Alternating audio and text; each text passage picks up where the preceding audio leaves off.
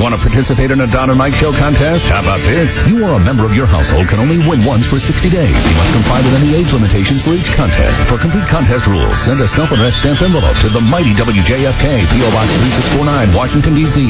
20007. Thank you, and God bless. Everybody loves Don and Mike. My apologies. We were, 10, 15 seconds late getting on the network today. Mm-hmm. Sorry.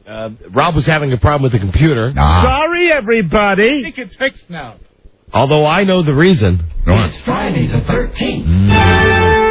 Very scary. Scared kids?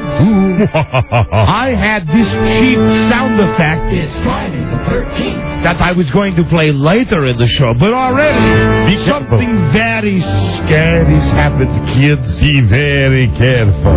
Because the show started 15 seconds late. Why? Why? Because it's Friday the 13th. It's Friday the 13th. The view is fantastic from up here, on the roof of the building. Yes, you are on top of the building. I am hanging from the rafters. And if I could... It's Friday the 13th. Let me call noted vampire experts. Joe Ardinger will make his Friday the 13th statement. Joe? Hold on a second. 4. There you go. It's Friday the 13th. See if you can do your Friday statement with a Dracula accent. The weekend is here. Have a can of beer. Yeah. Very scary. Very scared, kids. Thank you, Joe. You bet. Goodbye. Bye. There he goes. Goodbye. It's his Dracula accent. Goodbye, and hello. Hello there, Mr. Shannon. Hello, tell your boss to shove it. We'll be playing the Macarena and Kokomo today, 5 o'clock, with the big weekend getaway. Yeah. Fantastic, Mr. Shannon. I suppose you have some lovely groaners for us today. Do I? For your weekend. Very good. Hello, this is Michael Scott Shannon. And I'm Milbert Drysdale, president of the Commerce Bank of Fort Myers, Florida. I'm sorry, Beverly Hills. What toy?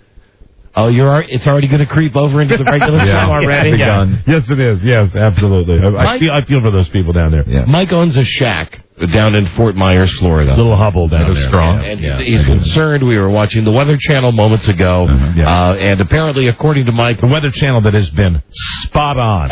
All signs point directly to 1313 Mockingbird Lane, where Mike's house is located. I mean, really glad they have those egg heads, those balloon light bulb heads on the Weather Channel to say, yeah, it should be hitting here. And then, no, it's going to hit here. Well, all I know is that we were on the Weather Channel. We're watching the big map of western Florida. I'm not sure how many miles there are, and for God's sakes, I'm happy for the people in Tampa. We're still going to get whacked by this thing, but not as bad. But I'd like to know how many miles there are between Fort Myers and Tampa. Anyway, like everything on the Weather Channel, everything's either a big green or yellow, and it's just a big area. And Mike just goes up and puts his finger right in the middle. I was pointing to Don where my house is down there. Right in the middle where all the bad stuff is. He says, that's it right there. Very concerned. That's where the Love Shack is. Very, very concerned.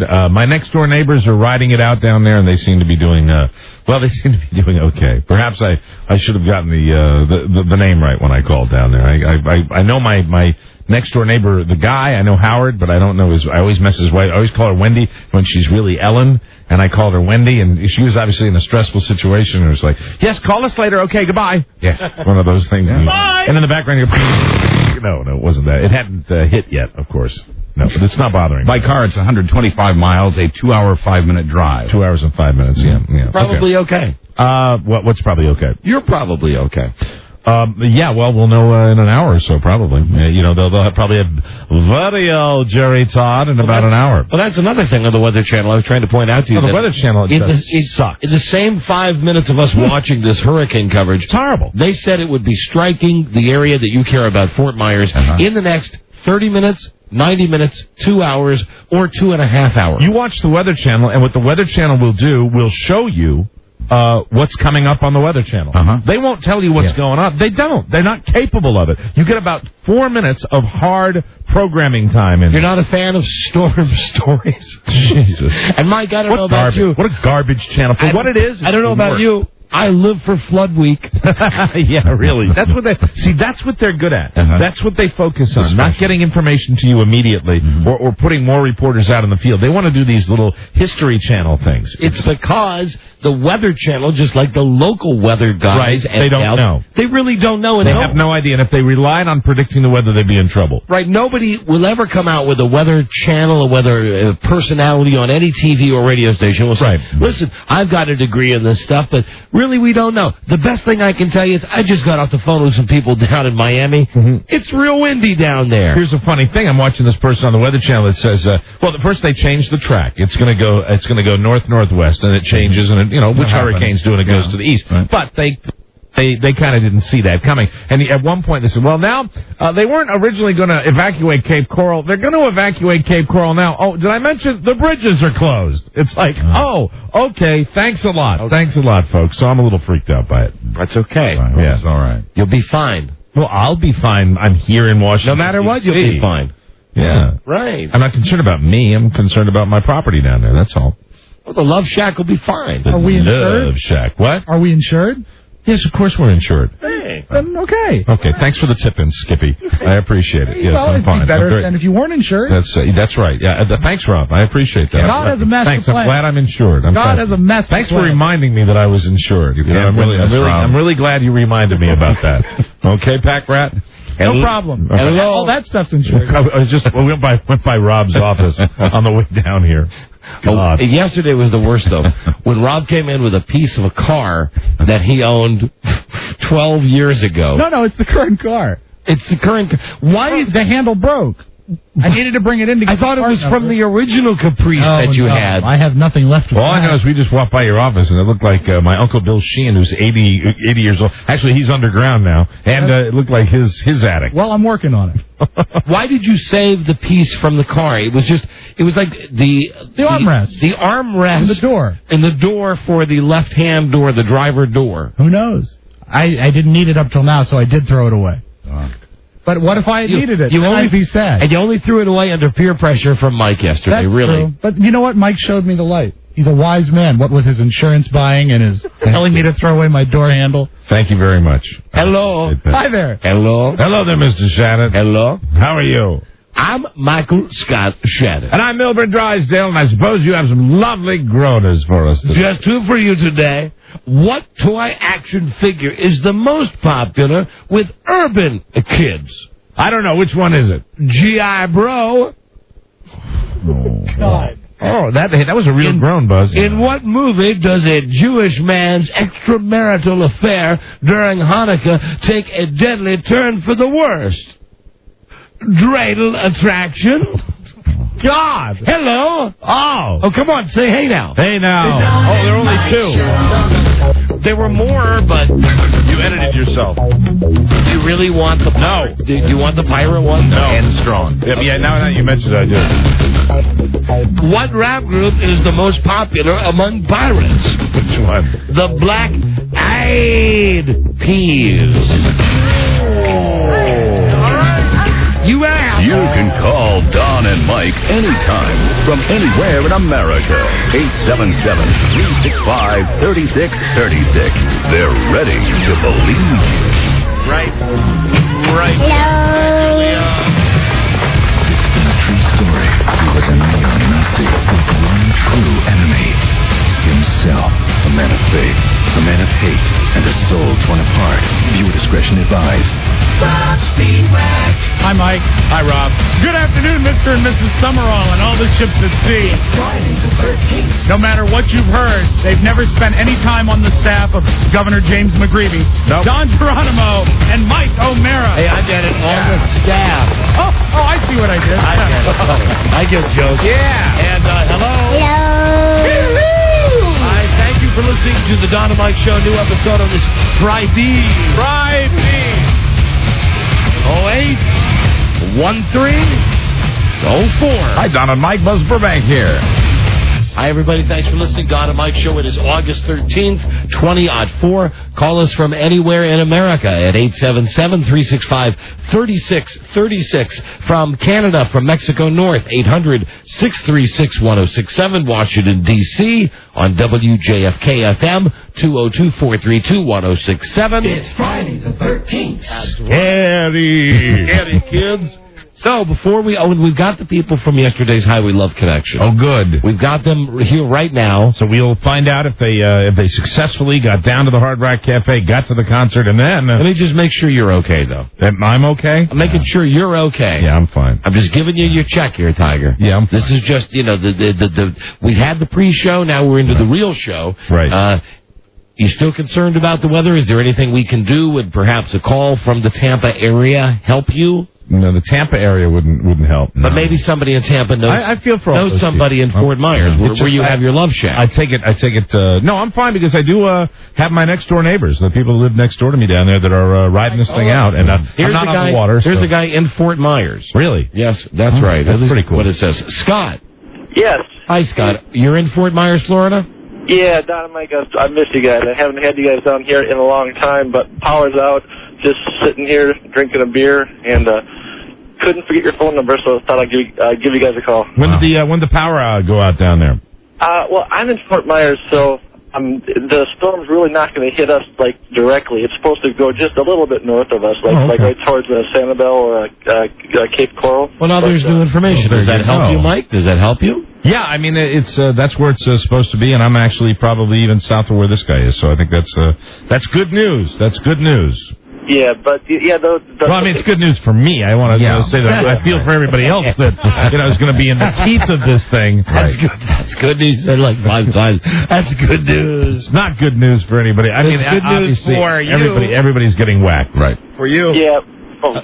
Hey guys, the big thing they're talking about is after the storm surge. They're talking about like a 15-foot water. Any place that's actually on the water, like my sister's over in the Cape, and she's like 10 feet above the water. Yeah, my sister's less than that, and she's on Sanibel Island over there. So. Well, no. And I'd like to say, Mike, she can't hear the show, can she? No, she can't. I don't think so. No. Mike showed a great. But she's in Portland, Maine. Mike showed a great sense of remorse in the office with me. Of course. Yeah. With the thought of anything happening. I didn't even mention it today. I was actually more concerned about now that I'm thinking of it, she's really on the water. A 15-foot storm surge is pretty scary stuff. Tall. Yeah. Yeah, well, hey, there's nobody on Sanibel. They actually said just a while ago that there's no cops, there's no police. Yeah, when I said my sister's on there, that's where her place is. No, she's not there, so that's all right. Wow, hey, looters. Come on, looters. Hey, exactly. All right. Good luck. All right, see you later. Goodbye. Hey, thanks a lot, guys. Thank you for the call. Well, Mike, there you go. You asked for a call from Fort Myers. He sounded calm, didn't he? Yeah. I think he's okay. He sounded very calm. Drinking a beer. The weekend's here, right? It's Friday the 13th. I think that's okay. Yeah. And, I got my own issues, too. Goddamn knows you know that. Sure do. And as much as you're here talking about this thing. It's funny, Don. I have my issue. You have your issues, and then we have our issues. It's just been a crazy time, hasn't it? Yes and no. Yes. Our issues are not issues. That's well, we've come a long way, haven't we? Yes, as far as how we deal with certain issues. Yes, really have. Let's not even talk about those issues. I was thinking that. I was thinking that last night. That we do deal with stuff in a much different way than we used to. Yes. Remember the old days? Yeah. Right. Yeah. Right. Right. Listen, but now people are going to wonder what we're talking about. Yes. And we can't talk about what we're talking about. That's what makes the show interesting. Yeah, I know, but we used to do that too much with the we can't tell you what we're talking about. It's nothing. It's nothing. It's inside stuff. Right. They're yelling at us as always for something. They are. And now we get these memos, and absolutely we read them, and then we go. Okay. Whatever. All right. Yeah. Okay. Whatever you say. Always say it like schoolgirls. Whatever. Keep moving the line. That's fine. Okay. Yeah. This was okay yesterday. This is not okay today. Okay. Okay. Whatever. Mike's got his thing with the hurricane. I've got my thing with my kid. that my wife has now left. She's gone to the beach with a friend. This was the plan, that my wife and I were going to take my son back to college this weekend together, because that's what families do. At least in my idyllic world, that's what they do. You know, Ma and Pa get into the family structure, and the boy drives his little car down, and then we get him moved in, and we wave goodbye, and then he says, I'm going to study real hard and make you proud of me, Mom and Dad. Yay! And instead we've had, the opposite summer, which I've kind of outlined here on the show. And the way that it's come down now is that we decided as a family that the best way to handle my son going back to college and getting his crap back there, which requires one of us to take a car down, would be for her to go away to the beach with a friend while I handled everything with Bart, and I was cool with that, and I don't mind that until this morning, until I realized, as I was waking him up, I think it started at 9:30. Then it was like 10, it was like 10:30, then it was 11, and I'm such a schmuck because I'm loading the stuff in the car. Right. I mean, I'm the guy I'm supposed to be waking him up so he can do it, but because I know if given to the last possible second, he will do it, but he'll do it like at 4 o'clock this morning, and he'll get no sleep. So. And you want to just see it get done. Yeah, and it's been sitting out there for I don't know how long. And so you do it partly to help and partly because you're eager. Yeah, and every time I keep saying to him, I'm bringing down, and there are these big army trunks is what he's got that he loads up with his junk. And I've got the friggin' futon and listen, taking Does it kind of look like somebody loading up the Titanic? When he's loading his car. And listen, let me tell you, I'm not a handyman, and that futon, that tool, that goddamn IKEA tool, the hex key, which should be outlawed. I agree. It ought to be Phillips and flathead. That ought to be it. I mean, I never figure out how to work that stuff. I'm doing that thing. I'm getting this thing put in my car. I go upstairs. 3 tools we ought to have in America. 4 tools: a hammer, a flathead screwdriver, a Phillips screwdriver, and bolt cutters. I go upstairs. Oh, you set it off. I know. You know what? What the heck, man? Friday the 13th. Yeah, there you go. You got around me. Turn it off. Can I see it? Click. What? I said, can I see it? See what? The hammer alarm. I want to play with it. Click. Who didn't understand that the other day? Somebody we were interviewing somebody. Whoever it was. I often don't. Huey Lewis didn't understand it. This is too inside. A lot of times you have people on the telephone. I don't play the sound effects and the music down the phone because our equipment is not sophisticated enough. So Huey didn't hear it. No, he didn't hear it. Oh, if he'd heard it, he would understand. That happens a lot of times. Anyway, my kid is nuts always. He's waiting to the last minute. Always. Last minute. Had the balls to yell at me today about something about, Dad, Mom said she would go to the dry cleaners to get these shirts yesterday at 5:30. And I said, yeah. And Mom is at the beach now. What am I supposed to do? I said, why don't you go to the cleaners to pick up your shirt? Right. But there's other stuff there for you and Mom. And now the problem was not picking up like suits and all this stuff at the cleaners. The problem is that the bill comes to. Oh, so he'd have to foot the bill for your dry cleaning. He'd have to pay, and I said, and he's watching his pennies. I said I would be glad to pay you back, and he said, but I have limited funds to begin with because I'm saving to go back to college. Anyway. Somehow, and this is the beauty of being him, he sidetracks the entire argument from the fact that he's late in bed and he's not packed yet, and tomorrow's the day that he has to go back to college. Instead, I'm now mad at my wife because she didn't pick up these shirts yesterday at 5:30. That's how he can... He's skillful that way. That's how he can turn it around and twist it around. And I don't know. Push is going to come to shove tomorrow because tomorrow morning we got to be out of that house. He's got to go to his driver improvement school. Do you think when all is said and done, you're going to drop him off at college after all this, and you're going to think that, hey, it's going to be a relief and all this, but there'll still be that little pang of sadness?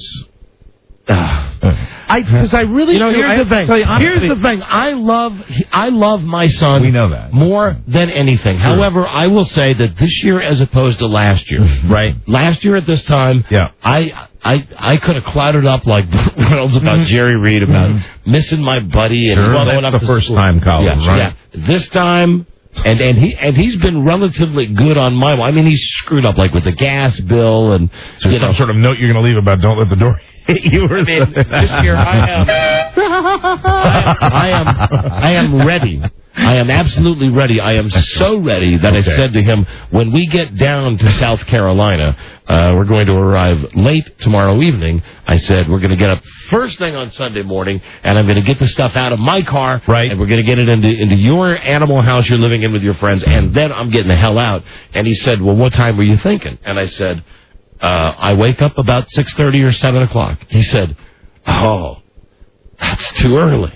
And I said, hey, I don't care if it's too early. He said, but Dad, it might be too early. The rules say that maybe you can't check in at that early hour. Right. So I went and got a document now in his second year at this major university that he's never looked at. It would be just the rules, the do's and the don'ts. And right there on page number 1 it says, freshmen who come in on Saturday, that they start at, I think, 2 or 3 o'clock in the afternoon, something like that. Returning, upperclassmen, Sunday, starting at 8 a.m. So you can get in there crack of dawn. So we had to have that discussion. And then I left, and I just said, there's so much, I sound like Frida. There's so much crap that you still have to do, and I don't know what I don't know what to do. I've done all this other stuff. I brought all the stuff to the car. I got the goddamn dry cleaning, and still he's sitting on his ass watching Jay-Z or somebody, whatever he's watching, and wanting to play. The big thing is wanting to play a cartoon for me. This is the guilt trip that my kid lays on me. Right. There's something from Adult Swim that over the last, how long has he been home? Since the end of March? On the Cartoon Network. Since then, there's been something that he's been dying to show me that he thinks that I would think is funny. And without fail, every time he's asked me, there's been more important things, or I've said, I don't want to watch a dumb cartoon. But he'll say to me, like, even today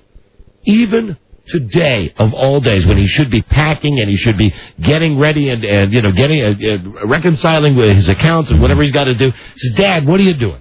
Well, he catches me at a moment when I'm not doing as I've been doing, moving this crap for him, or dealing with the stuff at the radio station, or prepping the show. I happen to be sitting down. He said, what are you doing? I said, right now, I'm doing nothing. I got about 10 minutes. I'm just going to do nothing. He said, do you want to watch that cartoon? I said, no. And then he lays the guilt on me. He goes, okay, it was just something that I wanted to watch with you that I thought you would like, and I just want to, he doesn't even know that bubbling underneath, there's this part of me that just wants to say, hey pal, you're conning the con man. I realize where I fit in my son's social structure. The reason he wants to watch this with me is because I think he had a window of about 10 minutes where he wasn't being occupied with somebody else. Right. And whenever he finds these pockets of time when his friends or the computer or whatever's not available, that's when he wants to come. That's the teenage way. That's when he wants to come to either Mom or Dad. And then if you have the balls to say, no, not right now, then he's terribly offended because, for God's sakes, he's trying. He wants to get along, and all I really want him to do is just get off his ass and pack the car. And, the argument we had today is moronic. He has a small car to bring back his items to college, where he is allegedly going to get a higher education. Right. Something he didn't really achieve last year. Okay? So he's back for the second year, and this time it's nose to the grindstone. So what's the big concern? Dad, he's down in the basement. I can't find my gigantic surround sound speakers. I say, God. Come again? He goes, my speakers, my surround sound speakers. Now keep in mind, they're not his. They're handed down from me when I got new stuff, like 5 years ago. I said, here you go. Anyway, these things are monstrous. Buzz, you probably remember these from a set of they were big. These things are seriously 5 feet tall. You had to buy little stands to put these monsters on it. And before 9/11, I called them the Twin Towers. Right. These big speakers. Right. I said to him, I just got done loading all of these trunks of clothes and books and stuff in your car. You don't have any room for 6-foot stereo speakers. He said, well, I wouldn't even need those 6-foot speakers if I knew where my surround sound was. With the surround sound, what's up with that? I promised my friends, I promised my new roommates that I'd be bringing the surround sound. I said, well, maybe if you would have thought about it before the day before you had to go. He said, but it was a sure thing. It's down here. What did Mom do with it? Well, Christ. Hi, how you doing? I'm having a Mike day. I just want to say that. One day left. You know how sometimes when Mike just comes, like, I remember when you came in that day. And well, you have insurance. No, this is different than you with the... this is different. No. I was directed at Flathead back there. No, this is like when you came in that day and you just... when you came in and you said, I'm fat. And you just started talking about whatever was bothering you. Right. No, but you got to get this off your chest. Yeah, this is healthy. And to be quite honest with you, that call, although I shouldn't let it, you know how we don't let calls upset us? Mm-hmm. I let that call comfort me, and I'm sitting here since I did that and letting that call comfort me, and I know that's a mistake, too. So anyway, poor pity for me. Let's have a pity party for me. Poor, pitiful me. I'll go home tonight. Nothing else to be done. Well, you love your kid, and I know he loves you, and he's a teenager, and... Well, damn it, he ought to help you out more. And we'll get down there, and I'll let him go, and then Halle freaking Lula. Halle. Yeah. Hey, Mike. But did I say that? Yes, accidentally, I think. Yes, you did. Yeah, really? Yeah, you did. See, that's why Halle freaking Lula is hard to say it the other way. Rolls off the tongue. God, I'm so sorry. You shocked? Did we make sure we got it? Yeah, I always like to double check, in this climate. We got that. So, I won't be saying hallelujah anymore. So just so we're cool, I'm now cool on my personal issues. I'll work through this with Bart, and hopefully Monday. Monday is the Elvis show. Monday's all. Oh, that's right. Oh, great. Yay! Hopefully, but by next week I'll tell you. Good. This will be in my rearview mirror, and same with you. And I mean, as cool as you can. There's nothing you can do. It is what it is. That's what we say in the restaurant business. That's what I say in this. It is. Thanks. Look around, Cafe. It is what it is. I've gotten better at dealing with those circumstances because stuff that's out of your control you can't do anything about. Outside of flying down late last night with boards with 2x4s in my suitcase. Go away, Charly. Go away. And yes, we know the tie-in with the name Charly and the Hurricane Charlie.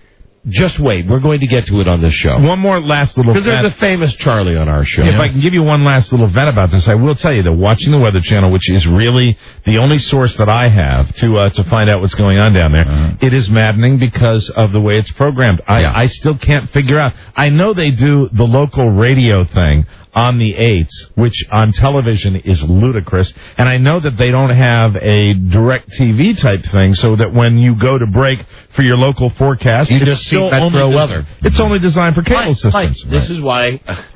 Wow, this is so inside.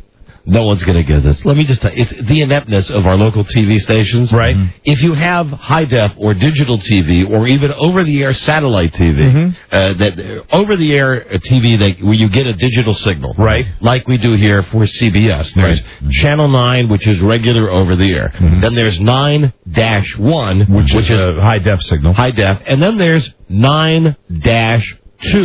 And they use 9-2, the local CBS station, to put the Doppler radar on. Right. So, if you're a weather nut, now this wouldn't do you any good in Fort Myers. I'm a weather nut anyway. I like to watch the weather. Here in D.C., I mean, it's a map of the East Coast. And and a lot of times, you can figure things out better for yourself looking at just this map without some weather dweeb standing in front of it. Yeah, I mean, I knew what the radar on before they even said, it looks like it's going to the east a little bit more. I got to tell you something. This morning, because I'm interested in the weather, I know you got your love shack down in Florida. I'm like you, not satisfied with the Weather Channel. Tin roof, rusted. So I go to 9-2, which is WUSA Channel 9 Doppler 9000. And I called Rob to be my witness on this. For about 45 minutes on the screen, while they're promoting, even up here in D.C., it's the 1-2 punch of, Bonnie and Charlie.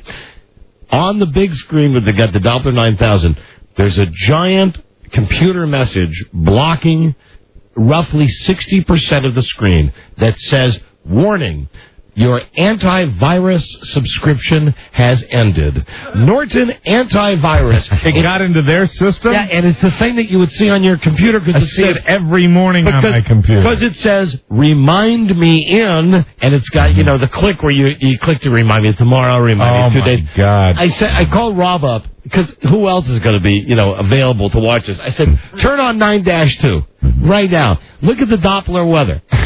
And it's impossible to describe. It was so funny. How funny it is. Like you'd see on a home computer. Yeah, right. Except it's a broadcast signal. Except because it's on TV.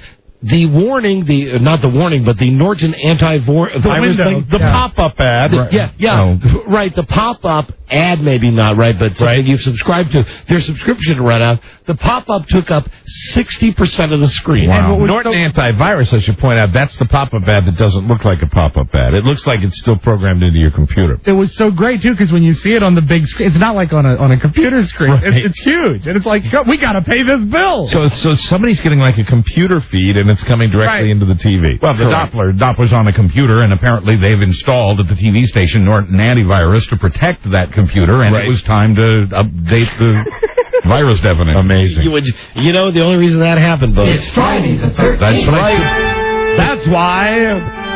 The thing about Norton Antivirus, though, is that's how they say it has expired when you haven't subscribed to it. Well, you may be getting that pop-up ad. I don't get that ad at my house. I have Norton Antivirus, and it does occasionally remind me to update my definitions, which doesn't cost me anything. Right. Yeah. Same here, Buzz. Right. I think the same with me. Although I do get that annoying one that I saw on Channel 9 today all the time, and I always just click, remind me in 15 days. Right. Just close the box. Whatever. And that's the one good thing. Let me leave the discussion with my kid on an upbeat note, because I do love him, and he'll do great in school, and, he's just a pain in the ass, but I love him. At one point, at least, he said to me today, Dad, are you done with the computer for work? And I said, yes. Why? He said, you'll be happy. I'm taking everything of mine off the computer. Now, here's why I'm happy. Because when I go into the computer and, click on Microsoft Express, and I just want to see some mail, it moves slow. And then I click on, and it says, 8 programs currently running. Right. Meaning my kid's got 4 different IM conversations. He's downloading a movie. He's downloading a song. Sure. He's burning a CD. And he's doing some internet porn. Whatever it is.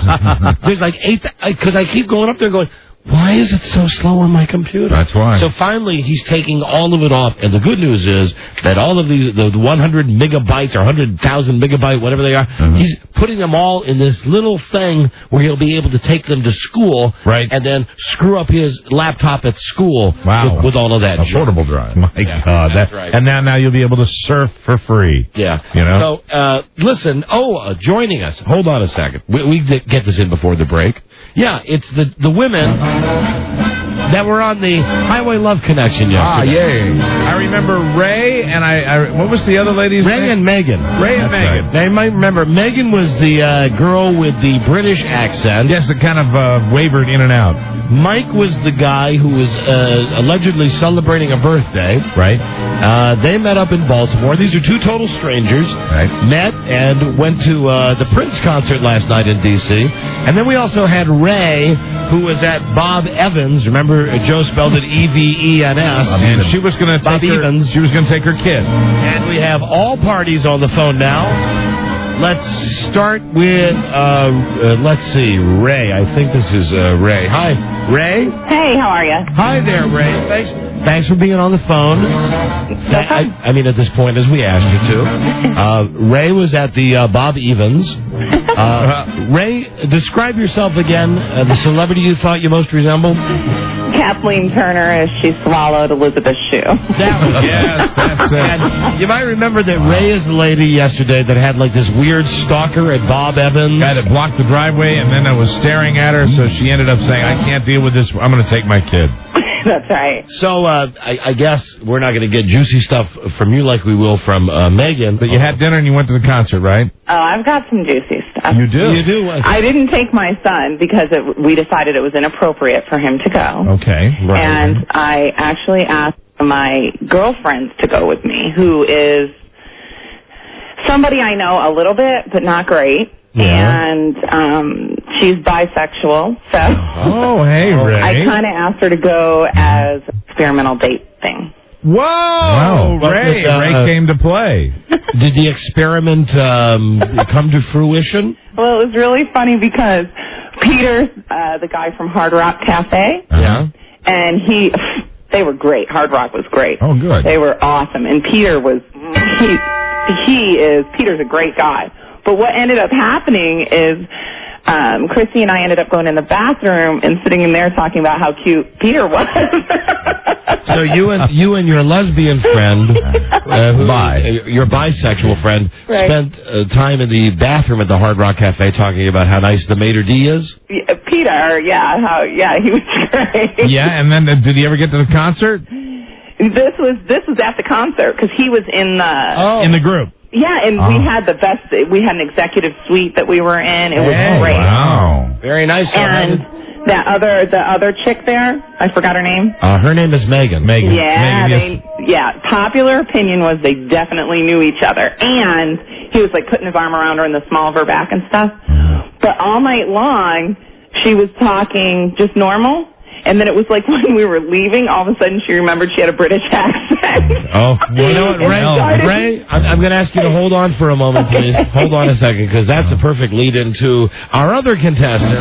Yeah. Who, if you remember from yesterday's episode, was challenged by our listeners. Oh, yes. Now, all it says is that she did not go to work today. She had such a good time last night.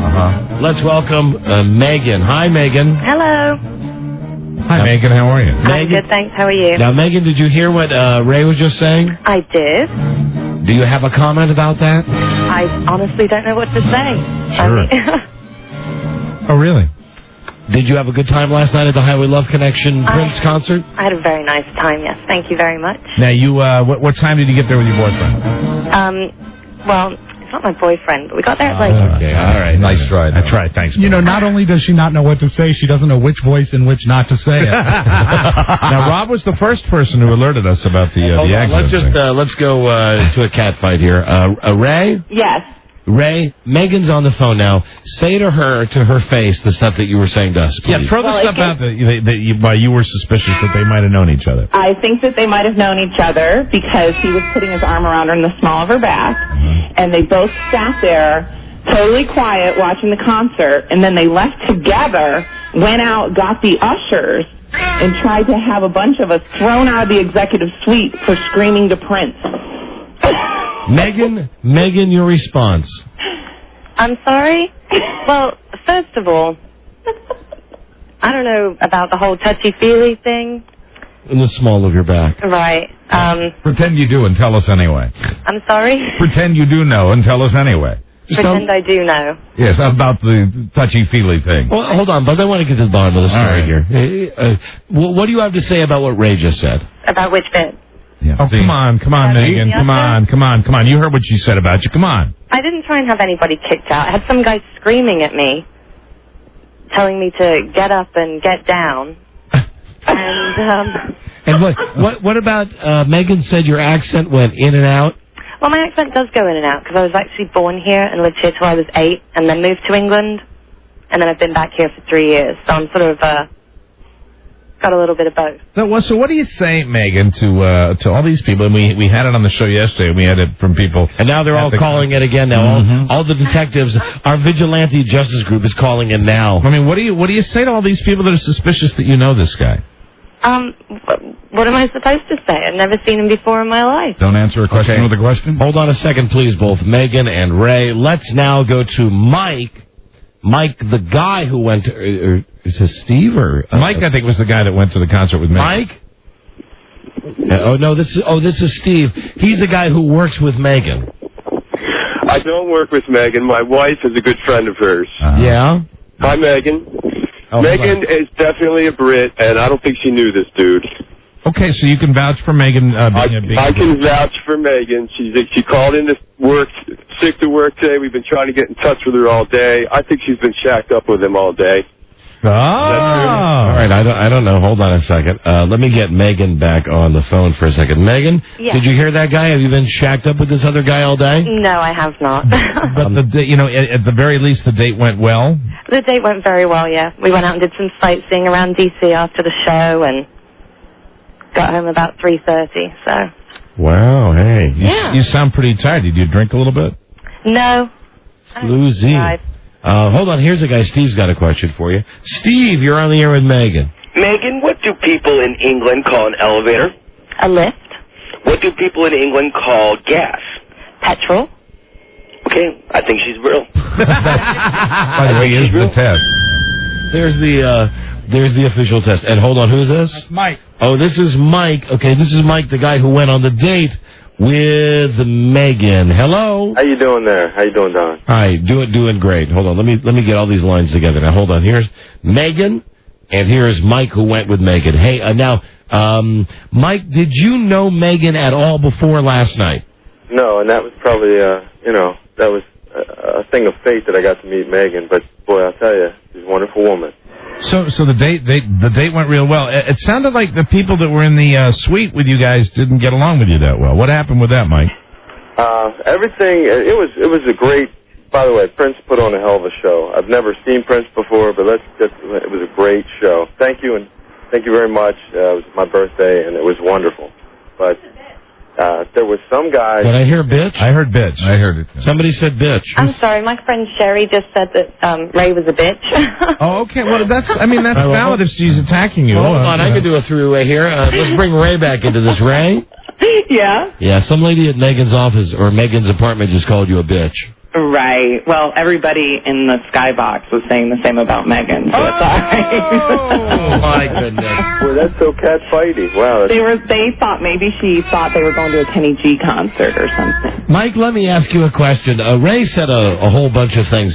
Did you have your hand on the small of Megan's back, Mike? I think what she might be talking about is at the point where there's a guy short guy was very loud, the sort of guy that likes to drink but doesn't get out socially very much, and he was kind of extending himself and inflicting himself on everybody.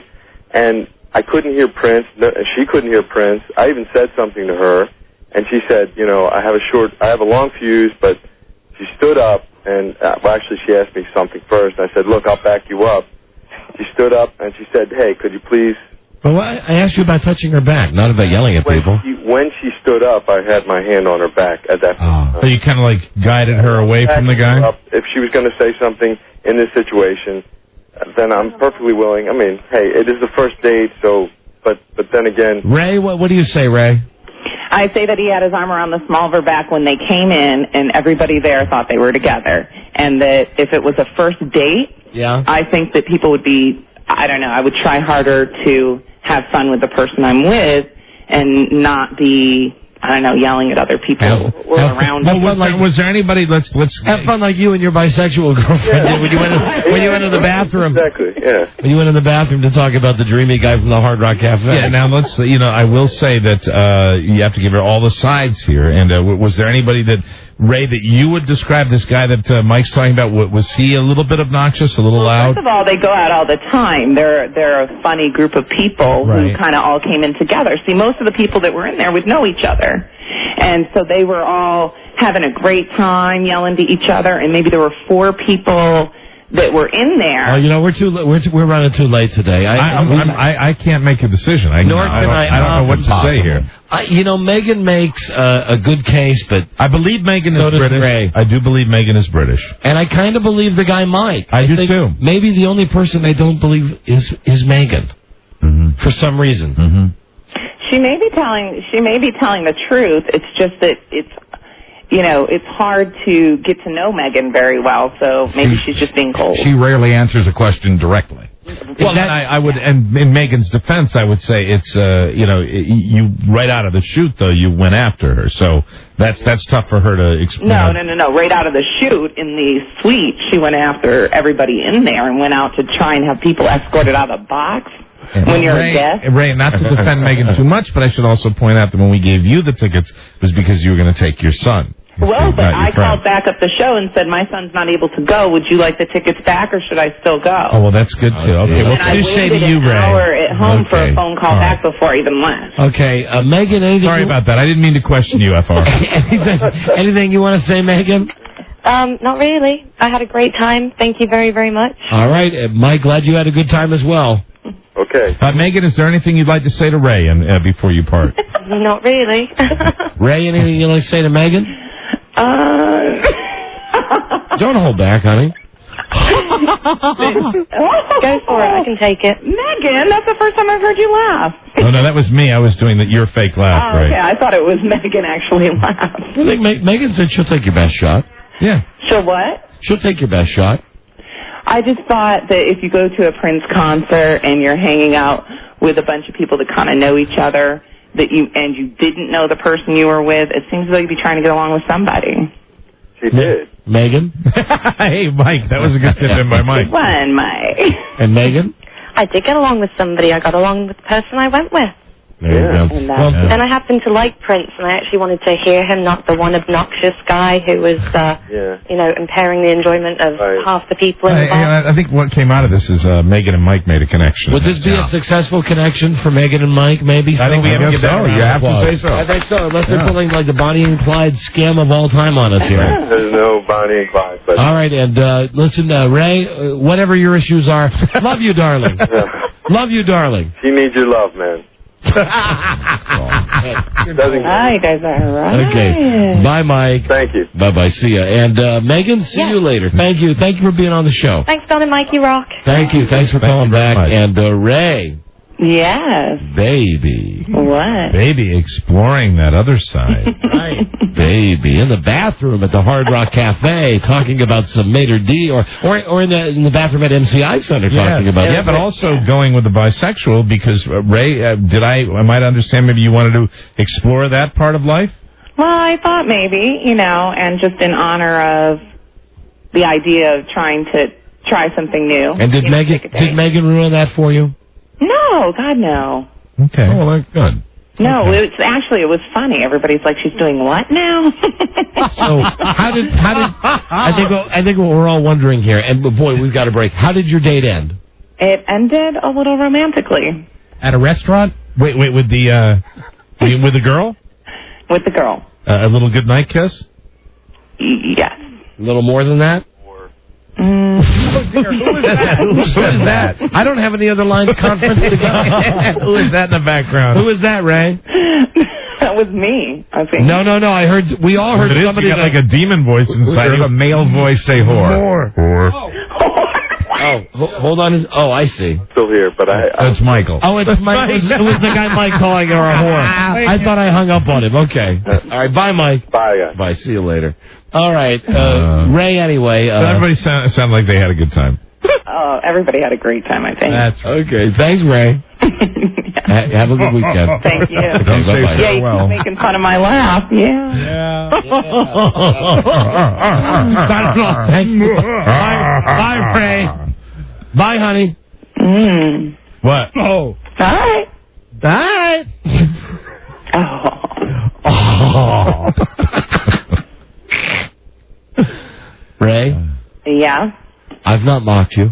John hasn't mocked you. Nor have I. And nor has Buzz. I believe Buzz. Rob is claiming guilt, and I must plead guilty also. Buzz and I may believe you. Mm-hmm. You believe what? Everything you said. Believe your incredible tale of everything that happened to you. Okie doke. Hoping for a little more than that, Ray. Yeah. We backed your story. All right. Well, everybody else is mocking you. We're not mocking you here. Yeah. Come on over to our side, guys. It's fun. Okay. This I will. Now, Buzz, if you join in, we'll be four of a kind. I'm too hurt. No, come on. Buzz, do it like this. Come on. Buzz. Ray. Yeah. You're already playing for the other team. Come on, Buzz won't do the funny voice. You're turned against it. Good luck to you, Ray. Goodbye, Ray. Goodbye. See, who's talking? Who are you talking? Who's talking in the background? Now it's the guy who's repairing my toilet. Oh, He's on a service plan, no doubt. Only one guy? Buzz! Thank you. Buzz just abandoned you. Bye. We got to go. Bye. Have a good weekend, Ray. Bye. Bye-bye. Bye, honey. Okay. That marriage didn't work. We come back. Airline is the TV show Airline, and it's Yolanda. Yolanda will be back. It's the Don and Mike Show. Oh, another Friday is upon us. What'll you be doing, Smithers? Something gay, no doubt. What? You know, light-hearted, fancy-free. Mothers, lock up your daughters. Smithers is on the town. Exactly, sir. The Don and Mike Show. More entertaining than a litter of acrobats. Don Geronimo and Mike O'Mara. Right. Now, don't forget, Monday on this show, it's all Elvis is still dead all the time. Yay. Monday, it's our 27th annual Elvis Death Day show. Will we be traveling to Memphis? Mike, we've done that before. This year, we're staying at home. Oh, okay. That's Monday. I love that town. And if you've never, no, you don't. If you've ever heard one of our Elvis shows, well, then you've heard the show we'll be doing Monday. Now here's Yolanda, baby. Yolanda! Hello, my friend. Hi, baby. She's on the A&E show Airline. Now, Yolanda has an awful job, if you don't mind me saying to begin with. She's a customer service manager for an airline. Southwest Airlines.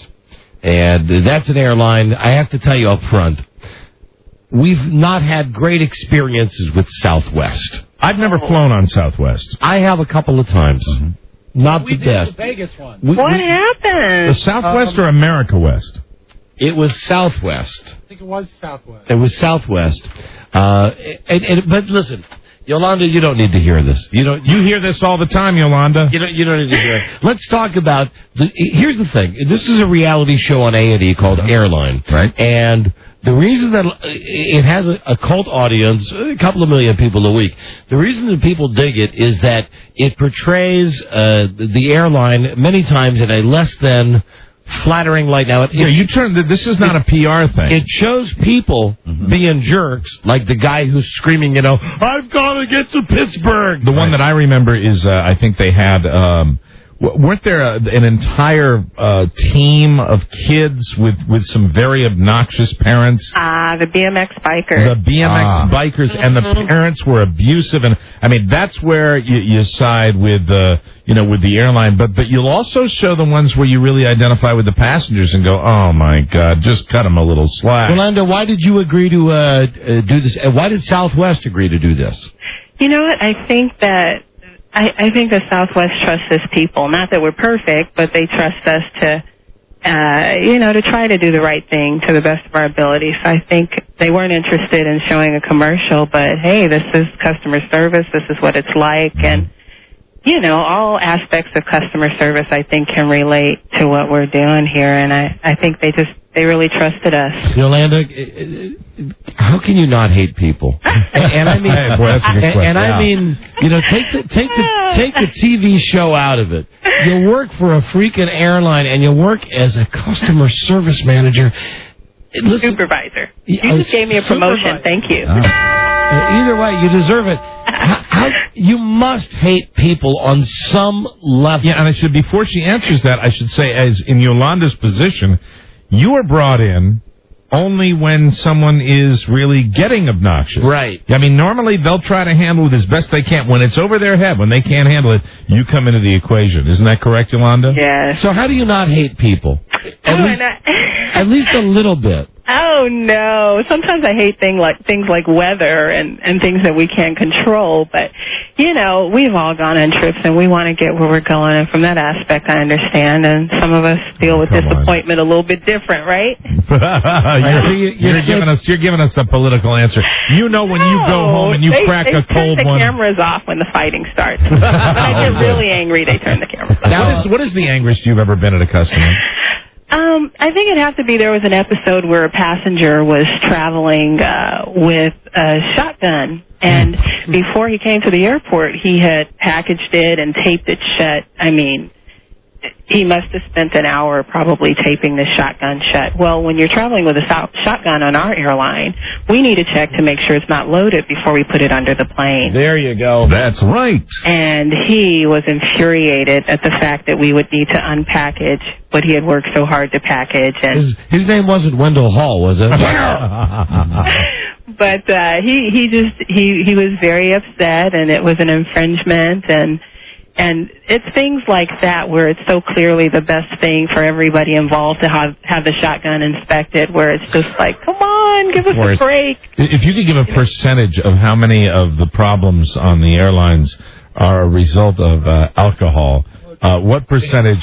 Please to be giving that a number. What? If you just give us a number, like let's put it on percentage. Is it 20%, 30%, 100%? Right. Actually, it's not. To be quite honest with you, I know with the editing and that it looks like I'm dealing with intoxicated passengers constantly, right. But it's really a very low percentage. Oh, it is. That's what prizes. Well, then let's just forget for a second that you're even on this show, Airline, which is on the A&E Network Sunday night at 10 o'clock. Okay, there's the plug. Watch the show. Monday night. Oh, Monday night. I'm sorry. My apologies. Monday night at 10 o'clock. Regardless. Mm-hmm. Alcohol and people who get boozed up, especially, I'm not talking about on the TV show. How long have you worked for the airline? Oh, I'm in my 10th year. 10th year. Wow. Okay. Congratulations. Thank you. I started when I was 15. That's a decade of tolerance in my book. A decade of tolerance. When you get someone whose flight has been laid over for whatever reason, you mentioned weather, if it's a problem with the plane, and they drink, and they got the hot, boozy breath coming up in your face, and it's like, hey, baby, maybe you don't understand. The board said 4:14. It's now 8:30. Where's... And you got the boozy breath. You do that well. Have you done that before? Oh, I think we all have at one time or another. I've seen the master at work. Oh, stop it! Only once. Only once you really got mad. But it was in the Dallas airport, and all bets are off there because I didn't get mad at the Dallas airport. I went down into the fetal position and slept. Yeah, but after that you got mad. I got mad at the cab driver. Oh, you I have never, ever gone off on an airline person. I'm sorry, Mike. Thank you. Was that Mike or Don that said that? That's Mike. That's the one I've done. I actually, when I get liquored up, they give me bottles of free wine on airplanes. Oh. Because I'm a happy drunk. Well, I'm sure that I've... And then by the time I get off the plane and get to the cab, that's when I become the angry drunk. Yeah. Well, as long as you get through the flight and behave. Sure. and I'm sure I've done my share of yelling, not boozed up, but been plenty aggravated, where you're standing there and you go, what's the freaking problem? Yolanda, if it's not booze... What is the number one thing in people that just pisses you off in your job? If it's not that they come up drunk, what is it? I think that nowadays people aren't prepared necessarily for the airline experience if they only travel maybe once or twice a year. So they may show up a half hour, 20 minutes prior to flight time and expect to make it through the security checkpoint line and the baggage check-in line, and I think that's challenging, and I think that frustrates them the most. But, things have changed a little bit over the years with air travel. You got to allow yourself a little extra time. So I think that's challenging. Why don't you serve meals anymore? We never did. No, they're one of the originators of the bag of peanuts. Yes, we've always been the peanut people. Peanuts better than pretzels. Peanuts are better than pretzels. When you really want some food. Yolanda, but the whole state... Slap a couple pieces of white bread together. To get a good meal? No, you go to a restaurant, right? No, but don't you think the whole state of air travel... Do you ever see it coming back to where, maybe it'll swing back to pleasant. Pleasant, where customers are get more for their dollars instead of really being squeezed on like cattle, and we have to go through security. That's a given. I think that's forever. But as far as the actual act of when you get on the plane, do you ever see it getting more stuff, getting better, getting more creature comforts? I know that we are looking at a few different things to make our in-flight experience more comfortable, and so we will definitely be competitive in that area, in so much as things like in-flight entertainment and things like that. Before you got this job that you have now, were you a waitress? No, I've never waited tables. No. Excuse me. Were you a flight attendant? That's what I meant. Were you a flight attendant? No, I like to fly for fun, not for work. Don calls flight attendants waitresses. Do you think they'd be offended at that? I think they might. And frankly, I think they might. On Southwest, with what I'm hearing, what's the point with being a waitress? I mean, if it's just peanuts and can I tell you one other thing, Yolanda? And then I promise we'll talk about your TV show, and everybody wants to call. But here's the thing that really gives me the red ass. Wow. I'm sitting there, and peanuts. She comes by, and she says, "May I get you something to drink?" And I say, "I'd like a Diet Coke, please."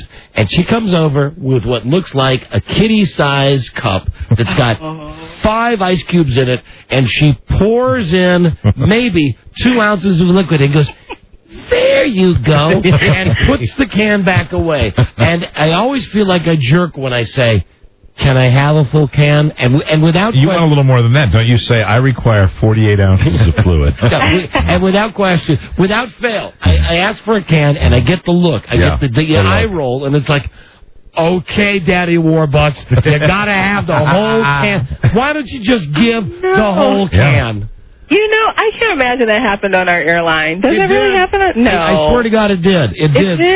It did, Yolanda. Oh, my goodness. I apologize on behalf of my entire company. It happens on other airlines. Yolanda? You can have the entire can of soda, I promise. Yolanda, this is Mike again, and I want to get back to one of my favorite subjects, if you could. Please to answer, on air or off air, in your experience in 10 years with Southwest Airlines, who is the drunkest customer you ever encountered, and what did they do? Oh, gosh. There's a couple. I remember one of the first days here at LAX, because I used to work in a smaller airport in Burbank. But one of the first days as a supervisor here at LAX, there was just someone passed out in front of the boarding door, and I don't think you can get any more intoxicated than just passed out in front of the gate. Wow. So that, and it's interesting, too, because people drink for different reasons. Some people are nervous flyers, and they figure, bingo, take the edge off if I just have a couple. Right. Sure. Forget about it if the flight's delayed, because it turns into more. I don't take the edge off. I sand down the whole table. You sand down? So, Yolanda, what is the feeling, Yolanda, excuse me, I keep saying that. Yolanda, what is the feeling inside your airline after this? The show's been on now for a while. It is, as I mentioned, a hit. People watch it, but it's very fair. It makes the customers look like idiots. It makes the airline look like idiots. What's the internal spin on this? When you guys... how do people feel at the airline about it? People who work for Southwest. Well, honestly, when I was first asked to do the show, I thought, they really want to they want to watch me do my job. Oh, okay, if you think someone will watch that. Well, hold on. First, Yolanda, let me ask you this. Do you own a mirror? Yeah. Okay. Well, that's reason one you got the job. My goodness. Listen, now, was that Mike or Don? That's Don. I'm sure. That is my future ex-boyfriend right there. There you go. Now, hold on. Listen, I'm sure you're wonderful at being a customer service manager for 10 years for Southwest. But let's face it, Yolanda, you are a handsome woman. And who would want, like, some big 800-pound, pimply, always... well, they have that on the show, too. I know. Why is it they've always got the one hand ace bandaged up? And listen, you're a lovely woman. That's all I wanted to say. And that I'm sure that's one of the reasons, besides, your incredible brains and all the other stuff. Do people like it at the airline? Do people dig it? Do people dig the show that you guys are all part of this? Do you like that? They do. It's been really interesting. I think it's blown us all away how successful it is. It's just we never could imagine. I can't imagine anybody watching this, please don't take this the wrong way, and saying, you know what, darn it, on my next flight, I'm going to make it Southwest. You have to have heard that before, Yolanda, right? Yeah, you know what? Come on. Surprisingly enough, the same kinds of issues happen across the board. We've just been brave enough to show it. I agree with that. There are other airlines that are experiencing the same thing. Or worse. Our culture, or worse, our culture and our style and the type of people our company hires allows us to deal with it with a different kind of personality, a different kind of energy that I think it lends itself to to walking out a little bit happier than you left. Some, things are beyond our control. Well, it is gutsy. I will give Southwest credit. It is gutsy to put that on the air. Let's take a question here. Here's Jerry in Baltimore. Jerry. Hey, Yolanda. Hi, Jerry. Thanks for another wonderful reality show to fill my void and empty life. Wow. You're very welcome, my friend. Are you the black woman with the long curly hair? I am she. When you were out searching the unattended bags on the sidewalk, yes. And then you finally found, what was it, Indian? I'm not certain. Maybe. I know. You watch the show with your pants on or off, sir?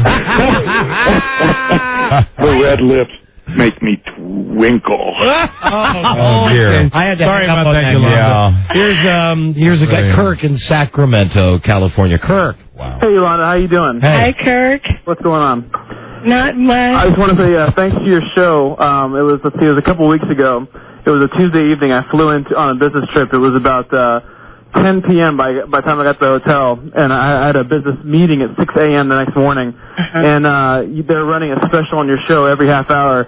At about 3 in the morning, they finally ended, and I was just going to. I couldn't stop watching it. It was just fascinating TV. I just want to let. And apparently, I didn't know Dawn knew. I was going to say that she is HOT hot. And, Yolanda's a cute, very handsome woman. Yeah. Very easy on the eye. Very handsome woman. Why, thank you. Thank you. So you didn't sleep through your meeting, did you? I hope not. Oh, I came in. My eyes were half open the whole time. I was wiping the drool from my chin. But it was worth it. It was good stuff. I thought we'd get people asking pertinent questions about the airline. All we're getting is don't worry about that, Yolanda. It was a comic book convention. It was all of the pervs out there. All right, Yolanda from Southwest Airlines. It's A&E. It's airline. It's on Monday night. Watch her. She has the patience of a saint. She does, and she was very patient with us during this interview. And Yolanda, thanks for being on our show. Thanks for having me anytime. Okay, give me that full can of pop, okay? Absolutely. Putting out the memo as we speak. Really, nothing stinks worse. Can I have a Diet Coke? Sure. Here you go. Here's one sip. I might have asked for a juice box. And usually with a juice box, you get the whole thing. Oh, you heard she's made a note of it. Yes. I'm sending out a corporate memo right now. All right, thank you. You take care, guys. Thank you. Bye, baby. Bye. Bye-bye. All right. There she goes, Yolanda from... Yolanda. Very popular lady. Yolanda, he kept going. Hey, Yolanda, tell me what Mike Ditka does. Ditka can affect the weather by his mood. True. Yolanda, will the Bears go to the Super Bowl this year? True. We'll be right back after these messages. This is the Don and Mike Show. You do. Go to Rotterdam, then you go to Amsterdam, then you go down the road to my city. That's right. It's a little place called I Don't Give a Damn. The Don and Mike Show. Hello. It's Friday the 13th. You can call Don and Mike anytime from anywhere in America. 877-365-3636. They're ready to believe you. Say it again. It's Friday the 13th. Oh, that's great quality. Yeah, hard to believe we paid $25 for like 100 shouts. I love them. It's Friday the 13th. Right. Oh, my God. It's Don and Mike. Hold on. Happy Thanksgiving. Wait a minute. Don't get them all out. Come on now. Don't get them all out. Happy Thanksgiving. Stop it. Station break. Here we go. How about Las Vegas? KSFN in Portland, Maine. 970 WCAN. Worcester, Mass. WORC. Hope all is well in Tampa Bay. On 1010. The Buzz. Yeah, hang in there down there, guys. WBCZ. It's Friday the 13th. Right. It's Veterans Day. Right. Hope you're enjoying listening on your transistor radios right now. It's Veterans Day. Hello? Okay.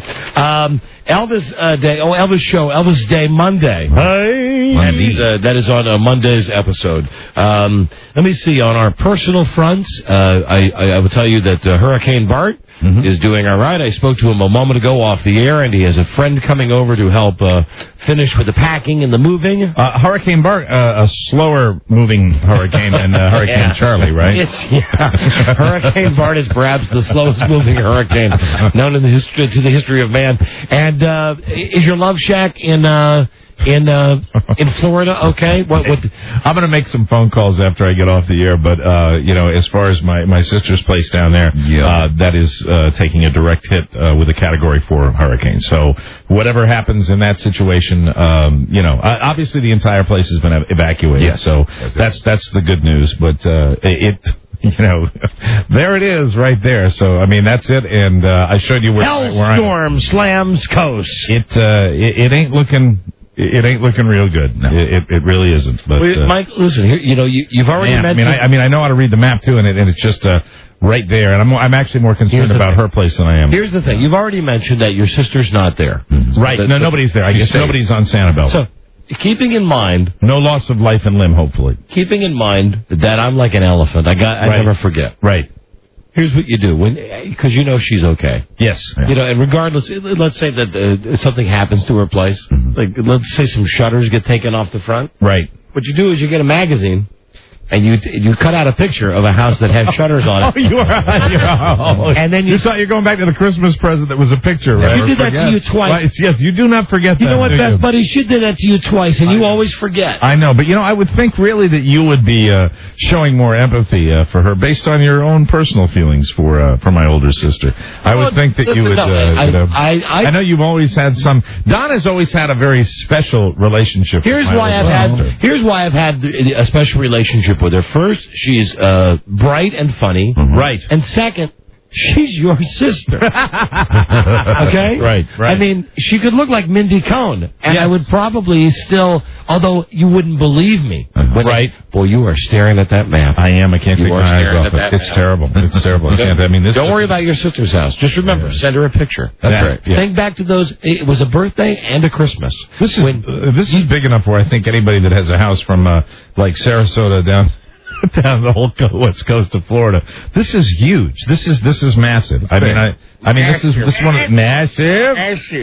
I mean, I don't know how many levels there are to these things, but what are there 5 of them? Hey, all I know is we got to get the Scorpions album in here right away. Rock Me Like a Hurricane. Yeah, come on. Yeah. And there's that awful Bob Dylan song about the boxer. Oh, I hate that. Yeah, me too, but it's a hurricane song, though. They played that at the Red Sox game when they were playing Tampa Bay the other night, and I guess some of the players from Tampa were not happy that they played Rock Me Like a Hurricane. Gotcha. So that's it. That's my update. Things in my house are moving well with Hurricane Bart, and Mike, I guess we'll let you know. And you'll find out. I'll find out. Well, if I can, the way it looks now, I'm not sure whether I'll be able to find anything out for a while. But I wish my next door neighbors Howard and Ellen / Wendy, I called her Wendy by accident. The very best of luck down there. Anybody listening out there, as Tom Gavin said, anybody out there listening in Tampa, if you're not just hearing right now, call us. Yeah, Tampa's getting a lot too. I mean, Tampa's not getting a direct hit, and not far from it actually, but they're in it too. It's just hit the mainland between Sarasota and Naples, so it has taken land now, which should slow the storm down a little bit. Yeah, where's my house located? That's right between Sarasota and Naples. Yeah. Don't worry, Golden Boy, you'll be okay. Yeah, Golden Boy. Don't worry. I'll come waltzing in here on Monday and just be, it's amazing. It was a little pocket of sunshine that floated over my domicile. How many of you tonight, and not only here in the room, but really be honest, in your car, wherever you are, how many are going to watch this awful opening ceremonies for the Olympics? I mean, I'm not. To me, it is such You'll watch it? Right, but you don't count. You don't count because you're a freak. And don't you watch? It's Friday the 13th. Don't you watch everything? Yeah, I do. Yes, you do. Everything. I don't watch it expressly to make fun of it. No, see, you're a creep, though. And you're kooky like that, and you're an ass like that, because you watch everything. I do. You watch everything. Everything in high def, and then everything else. Well, I could give a rat's ass about the Olympics, and more importantly, the spectacular that is the opening ceremony. Yes. Yeah. Now, here's some of the stuff that's going to be on tonight. Oh, good. That they're going to be covering for you on NBC. And I'm watching the Today Show, and of course they're all over they there. poured themselves out completely. They got them all over there in Greece, and meanwhile they're talking about the hurricane and the tropical storm. They're sitting out there. Katie Couric, who just cannot show enough of her muscular legs on television, and Matt Lauer wearing his Indiana Jones outfit. Was he showing any leg? You know what? He was wearing shorts, Mike. Was he really? He had his khakis on. They are just over there so cavalier. So, like, yes, there are terror attacks in the United States, and there are all kinds of storms in the United States, but do you realize that this man has the chance to win 8 gold medals, and I'm just goofy excited. I've been sitting right next to him. Maybe it's because of world events. I normally get it. Can you repeat that one? Yeah. I normally do get into the Olympics. I don't know what it is. Maybe it's the world situation. I'm not as into it as I have been in the past. Here's the crap tonight. First off, there will be some nudity that will not be shown on American television. Based on the fact that the first Olympics were nude? Now, based on the fact that they're doing something that involves water, and there will be someone swimming who is going to be in the nude, that will not be on television. Okay. Listen to this. They're going to turn the entire arena, the entire football stadium, whatever it is, into a stadium theater. They're turning the stadium into a giant sea. What they're going to be doing, and please, no Kathy Lee Gifford jokes. All right. What they're going to be doing is flooding the arena. They are going to actually fill the arena with down on the part by the playing field. Right. They're going to purposely flood it so that you have a sea. Then they're going to light off a flaming comet. just like Fort Myers, right? Yes. They're going to light a flaming comet that will shoot into the water and light up 5 Olympic rings. Hundreds of drummers will thunder out, a human heartbeat rhythm that reverberates around the stadium. A naked boy will float across the shimmering lake in what looks like a giant paper boat. Welcome home is the cry. The cost of this? Oh my God. What? Well, I'm not sure on the euros. The cost of this can't be right. Oh, this got to be for the whole games. 6 billion euros. The cost of just tonight's ceremony is somewhere between $12 and $15 million. The cost of tonight's ceremony is $18.95. To watch them fill a football field full of water. How much is the cost tonight? Between $12 and $15 million. Wow. To fill it with water, then shoot a man-made comet and light the rings on, then have, for some reason, a naked boy in a paper boat. A lot of that money will go to the family of the boy, I'm sure.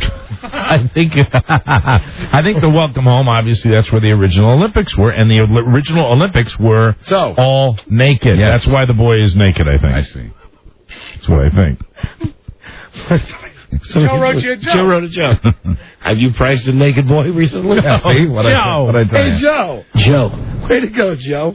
Joe writing jokes. These are Olympic facts you won't hear on TV. Our athletes, and not just our athletes, the world's athletes, they love sex. In the last Olympics were in Sydney, 4 years ago, they ordered 90,000 condoms. Wow. This year, they have ordered more than 130,000 condoms for the Olympic Village. That's incredible, isn't it? The sex heats up, if you'll pardon the pun, as the days go on. And as more and more events are finished, more and more athletes like to shack up. I never knew that. Oh, yeah, this is a big thing. And let me see, Canadians and Australians show up to party all the time. French athletes like to have sex the most, but French like just French on French sex.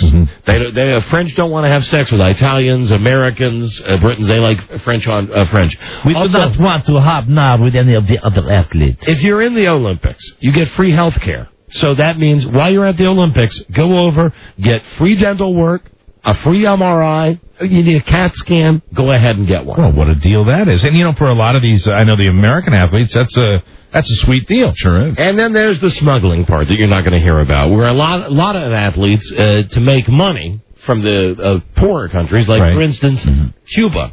Well, these guys get off the boat, and their pockets are full of Cuban cigars. Well, you ought to get right over there. So they sell them. Now, it says the Cubans smuggle cigars everywhere.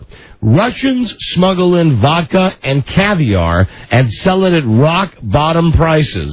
The Americans are the most guilty of this. We buy more cigars, of course, more booze, and more food than anybody because it's so cheap.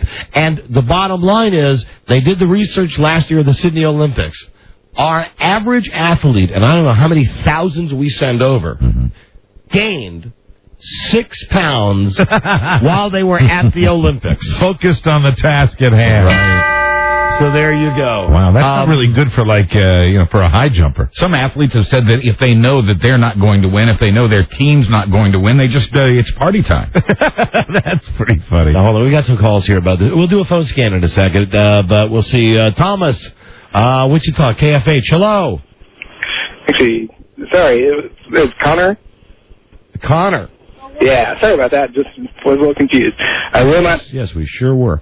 Hi, Angela. Yes. Yeah, hi, Angela. Hello, Don. Hello, Hi. Mike. Hello. Hello. And hello, my darling Buzz. Hello. My darling Buzz. Oh, hello, dear. This again. What? Yeah, what can we do for you? Yeah, what? Yeah, I was just calling about the Olympics. And, what about it? not only am I not watching the open ceremonies, I'm not watching any of it. The Summer Olympics are just too boring. Thank you, darling. We'd let you on more if you weren't so nice to Buzz. Well, can you just, right. Now, bye. Hi, Don and Mike Show. Charles. What time is the Olympics on Yallen TV tonight? Yallen TV. I've not even gotten into that. Can you turn the reverb on, the Yallen reverb? Yeah. I'm watching whatever it is last night. I watched the goofy NFL channel because we're going to have Rich Eisen on the show. He's going to be our NFL guy this year every week. And I watched the NFL channel nonstop. And last night, during a commercial break during the NFL Access show, they got a commercial on for the Olympics. I go, oh, it's cool. I'll watch it. And the commercial says, it was a DirecTV commercial. The Olympics are coming to NBC. Watch them in high def. Don't miss anything. Pre-order now using the special Yallen 5555 phone number. You mean the fact is that you have to have those fabulous advertisers on the Olympics that pay millions of dollars, but now they want to charge you too? That's right. If you want to see the Olympics in high def, now not the major events, but the other ones that'll be like on CNBC and MSNBC, pay a charge. Yallen TV. Hi, this is Yallen Line 1. Because we didn't get enough money from our advertisers, we want to get money from you too. I don't like the idea of the boy in the paper boat. No, that's not going to sell. I can't sell that over here. Put some clothes on him. Okay, that's all the Olympic stuff. There's not even a time to get into more Olympic stuff. And now, back to live coverage of the penny throw on Yallen FM. Yallen TV. Oh, God damn. Rick James is dead. You know that. Yeah. Oh, did we find that out? I think we set a record for people notifying us of his death. Wait, I know you've not heard this yet. This will be on Entertainment Tonight, whatever. They had a memorial service yesterday in Los Angeles. All of the people are there who you would expect to be there. Right. Members of the music family. You'll never guess who broke down. Andy Dick. Andy Dick broke down. Seems fine. Well, he was apparently good friends with Rick James. Now, similar lifestyles. Yeah, at this thing you had Chaka Khan, Jermaine Jackson, Berry Gordy Jr., Berry Gordy Sr. I'm pretty sure you need a shovel, but you had a lot of Motown people there, and then you had Andy Dick. And Andy Dick had a breakdown. After the memorial service, he went to a nightclub, and he was drinking a vodka and cranberry juice. Now, who can fault him there? It doesn't say that it was vanilla vodka, but he was drinking. That was the drink of choice. Then he tried to kiss any girl that he could get close enough to. Then he tried to make out with Seth Green. Oh, dear. Then he was seen, and Mike, tell me what program director this reminds you of. Okay. Andy Dick was seen rolling around on the floor of the men's room, asking people if they had any Coke. Really? Yeah. Hello. There you go. Hey, how are you? What program director does I that remember the remind guy you you're of? talking about. Right. Wow. Anyway, they throw him out of the bathroom, and Andy Dick, allegedly because he's upset about Rick James, right, ends up in the dishwashing room. And there now he's crying, and he's crying, "My best friend is dead. My best friend is gone. I think it was You don't understand. All my friends die." And then he pulled out $5,000 in cash, gave it to the guy who was the head dishwasher, and asked if he could spend the rest of his life in the room that he was in because he felt safe in the room where they were washing dishes. Wow, that is whacked out of your Now, mind. this is too great. I'm paraphrasing because there's 8 million stories on this. It would not get any more unbelievable if I told you the celebrity who came to Andy Dick's rescue. Well, it wasn't Seth Green. You've already mentioned him. Andy Dick has been upset, throwing up, drinking, on the floor begging for Coke, then back in the dishwashing area, give a guy $5,000 cash to say, "Let me stay here." Joey Fatone. Do you know who he is? Yeah, isn't he a Backstreet Boy? He's an NSYNC boy. An NSYNC boy, same thing. Now, as it turns out... Yeah, the fat one, that's right. As it turns out, he's at this party, too. Right. Because he cares so much about Rick James. At this party's the wrong word. Hasn't he had problems with substance abuse, too? I don't know. Who knows? However, when he walked in the room, Andy Dick said, "Get out of here." And he said, "No, I'm here to help you." And then Andy Dick, I'm glad you brought up his weight, Andy Dick referred to him over and over as the fat, word rhymes with truck. Okay, he kept saying, "You fat truck, you fat." Andy Dick, and this is all documented. Andy Dick then, yes, these are all, this is a real story. It's amazing. Andy Dick says, "Hey, listen, fat truck." He's talking now to the guy from NSYNC. Right. "Don't push me around because I'm capable of doing this." Andy Dick turns around. Some guy who's a friend of his, Andy Dick turns around.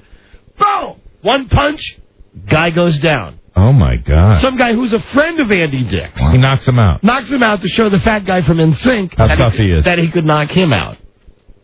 Anyway, they finally got him into a taxi.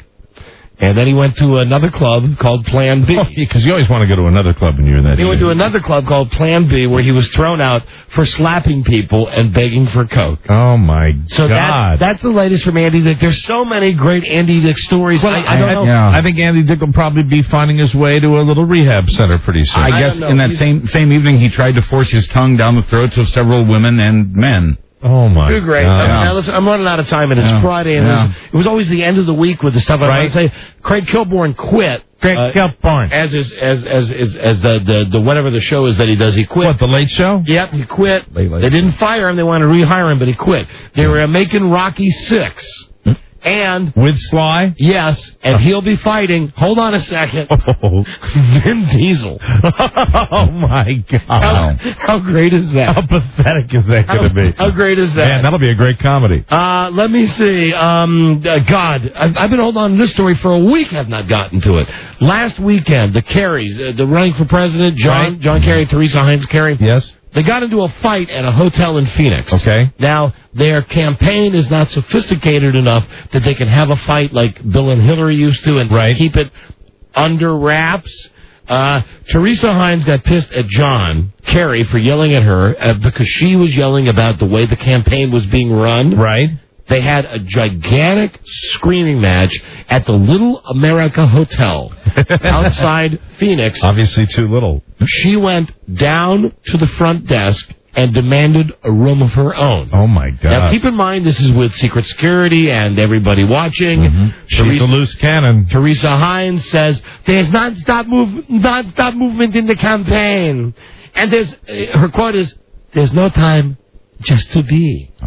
No time just to be. I'm very upset. So how great is that? They had a fight. They had to get separate rooms. Wow. And I'm out of time. It happened. But I do have a feel-good. Oh, it's always nice to end with a feel-good. On a Friday. You got some... You should mention Julia. Julia? Julia Childs. Oh, yeah. Oh, yes, Julia Childs. Everybody knew that. Regretfully has passed. Yeah, Julia Childs. Recipe for death. She was 6'2". Thank you, Rob. Here we go. I've been saving these up all week. In no order necessarily. Oh boy, which one do I want to do first? Oh, okay. In Kuala Lumpur, Malaysian police have arrested a woman who stabbed her maid for eating a banana without her permission. Was that Teresa Hines Carey? The 72-year-old woman slashed her maid on the neck for eating a banana and taking a sip of hot chocolate at her home. Oh, nothing quite like a fresh banana with a cup of hot chocolate. Let me see. 12 stitches, she's okay. Wow, this hot chocolate tastes like copper. Then here's an Olympic feel-good for you. Let me see. On Saturday, 20-year-old Eleni Alonai, something like that, a member of the Greek Olympic judo team, she's out with her boyfriend in Greece. They started arguing over who could play solitaire better on the computer. Right. The fight then spiraled out of control. She got so upset at him at this argument over who could play solitaire better on the computer. Right. She jumped out the window. Oh, no. Now she's in the hospital in critical condition. Was she a high jumper? No. She just she's just there. Judo. She's a judo member. Judo. Okay. Yeah. But she's in an argument with her boyfriend about who can play computer solitaire. Kicked a little too high. The argument gets so bad. That reminds me of somebody. She jumps out the window. Okay. Then the boyfriend, he gets back to the hotel. He is feeling so bad. He then jumps out the exact same window. Does he buy the farm? No, but he's on life support. Oh, my God. He's worse than she is. Wow. But there's one more that's even better. A feel-good. Yeah. Oh, and again, Kuala Lumpur. It's where all the good things happen. That's true. I've known this for years. Okay. So there's a guy named... Oh, I'll never be able to read the guy's name. But anyway, they send him out, and the movie that they want him to get is The Fast and the Furious. The Vin Diesel movie. The guy comes home with Too Fast, Too Furious, which is the sequel, the follow-up. Okay. His friends were not happy. So what they did was they took out their machete. Machete? Machete. I'm sorry, we say machete? Yeah, machete. Okay. You know, the big knife, the machete, yes. And they they chopped off all of his fingers. Yeah. In Kuala Lumpur. Wow. Well, you know, they'll learn it next time. Bring the right movie. Yeah. Both hands? All 10 fingers. All 10. All 10 fingers.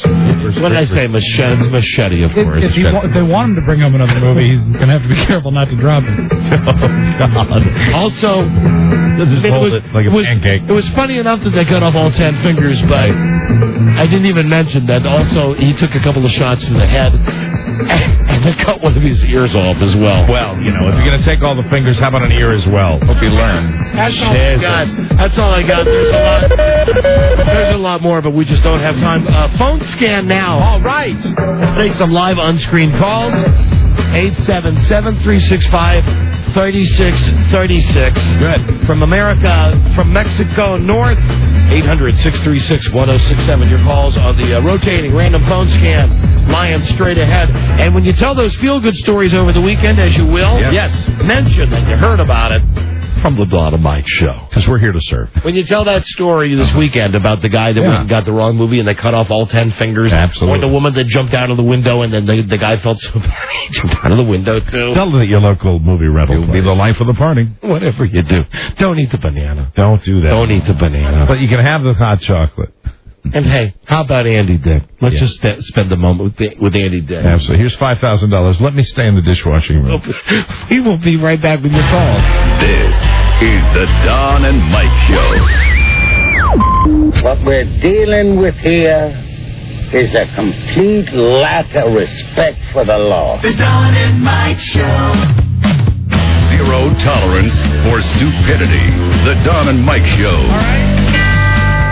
Station break. Dallas, live 105.3 FM. How about Portland, Oregon? Max, 910. Harrisonburg, Virginia, 95.5. WZXI. And Buffalo, 92.9. WBUF phone scan right now. Monday, this is Elvis music, and you should know that on Monday's show, it's our 27th annual Elvis is Still Dead, Elvis Death Day tribute show. Wow. Finest tribute you will hear to Elvis Presley will be on this show. Many times. Many times. Phone scan now, 877-365-3636. Hello, phone scan.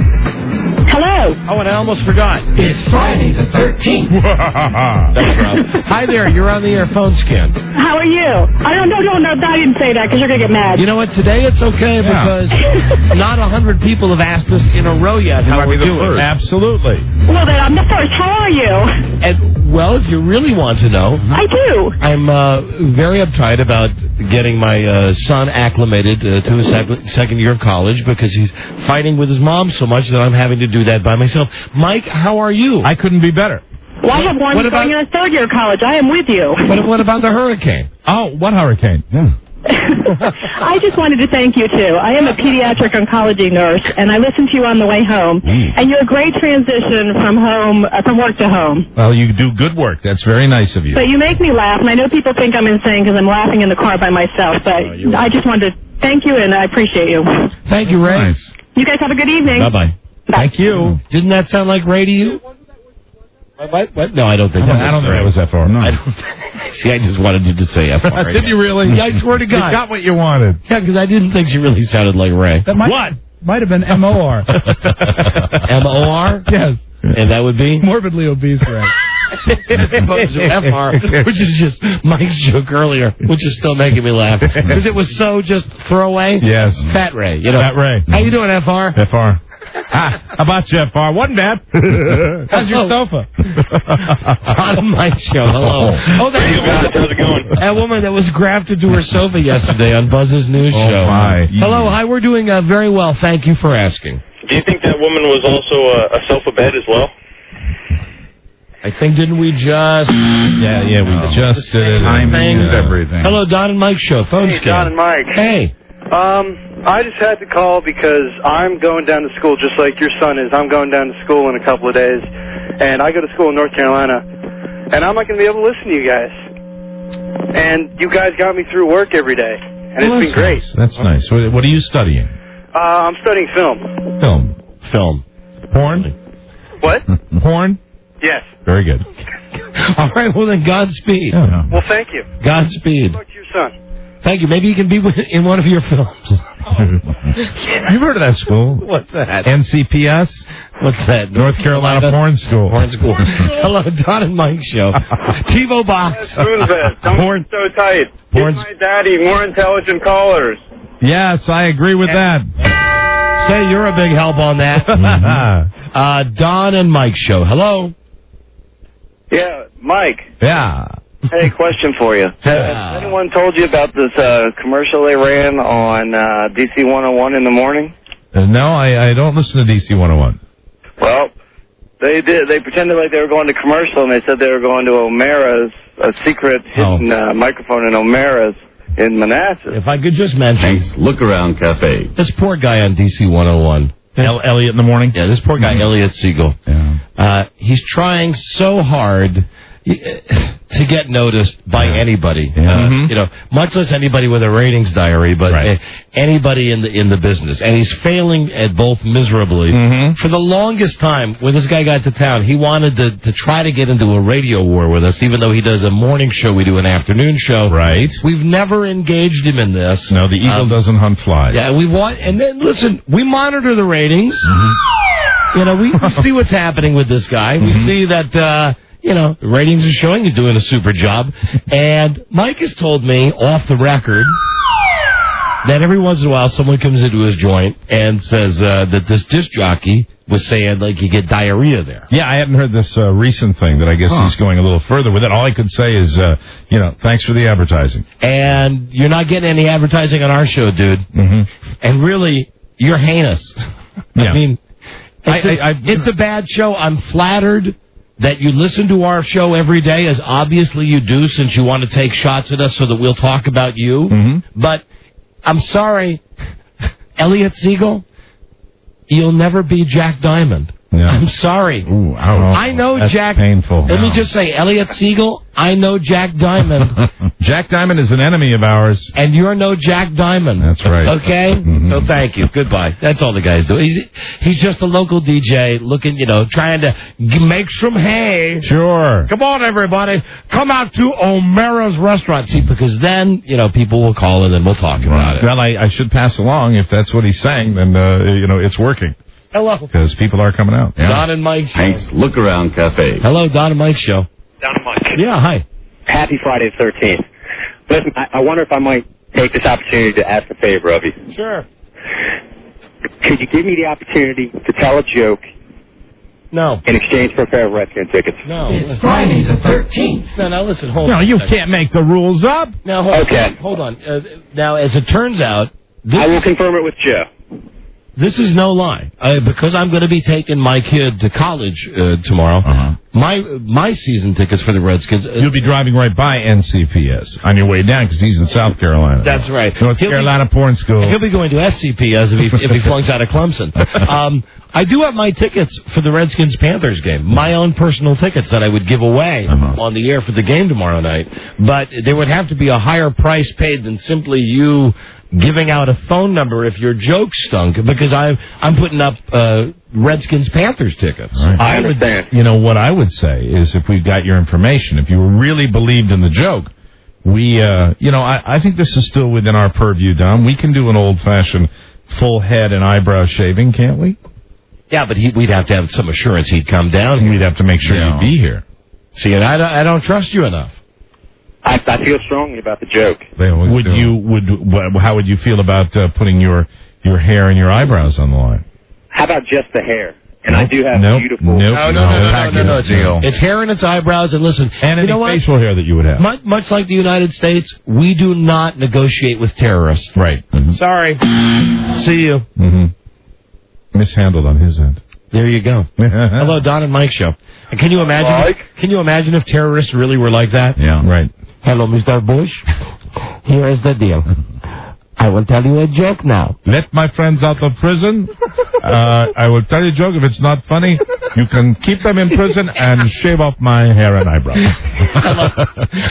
Don and Mike, what can we do for you? Don and Mike, what's up? Hey, turn your radio down, please. Okay, I'm sorry. Can you hear? The big knob, turn it to the left. Gotcha. There you go. Way to go, Ace. Have you guys seen the show Family Business on Showtime? I don't know, Chief. I hear that radio up again, though. I've caught an episode of it, yeah. I'm at a liquor store right now. I'm at Joppa Liquors, so it's kind of playing in the background. You're where? I'm at Joppa Liquors on Joppa Road. Joppa Liquors. Joppa Liquors? It's a family business, Joppa Liquors. Jabba or Joppa, J-O-O-P-P-A? Or J-A-P-P-A? J-O-P-P-A. I have one question. How did that go yesterday with that girl in the golf? Did she win the Prince tickets? I got two guys, Sean Payton and Mike Zimmer. You got to keep an eye on them. We're talking about Joppa Liquors here for a second. Because they're going to try to get the upper Did she win the tickets? Mike wants the defense to do well. And Sean, he's going to have a few, no disrespect to the Orientals, but what we call Jap plays. Right, Joppa Liquors. And let's just take a moment to send out goodwill wishes. Yes, oh, my Dari, oh, my Dari, oh, my Dari, Clementine. We hope you get all better. Oh, my Dari, Clementine. And Sean, he's going to have a few. And listen to that radio up so loud. Yeah. Come on now, I already told you it's the big button to the left. Yeah, and you're Okay, I got it. You're I got controlling it. the volume. And hold on just a moment. We did have the recap already with those girls on the show telling us everything that happened last night at the Prince concert. You should have heard it. Was she hot? It was great. Yeah. You missed all of it. Sorry you missed it. Best segment ever. Yeah. Hello, Don and Mike Show. Phone scan. Hello. Hey, Don and Mike, how you doing? Hi, we're doing very well, thanks. Can you guys give BA a toned-down version of the SEX quiz? No. PA is starting to generate a lot of interest on the beach style. Sure. Listen, dudes, okay? Can we just make this plain and clear? I hate to keep beating a dead horse, although it's fun to beat a dead horse. Sure is. They don't even squeal. It's been 6 months. We don't do the show that we did before. We really don't. So stop with the sex quiz stuff. Because we had a meeting with the lawyers the other day about something we did that we didn't even think was bad. There's just one word. Whenever you're thinking about BA and you're thinking in those terms about BA, one word you have to be aware of. It's said often on the show, and Don says it, and that word is baby. Baby. It's like beating. Can I ask him a quick question? No, it's like beating a dead horse. And that horse is still alive. Very much alive. No, all right. I'm sorry. I'm losing my cool here because you. Go ahead. What's your question? Is your brother? Yeah. Okay. Wasn't even about Beth Ann. Hello, Don and Mike Show. Question, Don. See, the thing is, I hate bringing that up. I hate bringing that to someone's attention because to a large majority of people who are listening to us, they don't even notice. We're doing the same show as we did before. Just for the FCC, we took out the hardcore sex stuff, and we took out the fart stuff. Right. That's it. Live without it. If you want BA's sex quiz, make it up on your own. Yes. Go to BA.com. Hello, Don and Mike Show. What if it was Rob, Don and Mike? What if it was like badass.com? What if there really is a BA.com? I'm sure there's a BA. There's an everything.com. Hello? Question, Don and Mike and Rob A. Yeah, I'm sorry. We're here. Go ahead. What's it really like to work with Buzz? Oh. I think you might be kidding. No, I don't think I think he's serious. I think it's a serious as cancer. It's a serious question that warrants a serious answer. I love Buzz. What is it like? What's that, Rob? I hate it.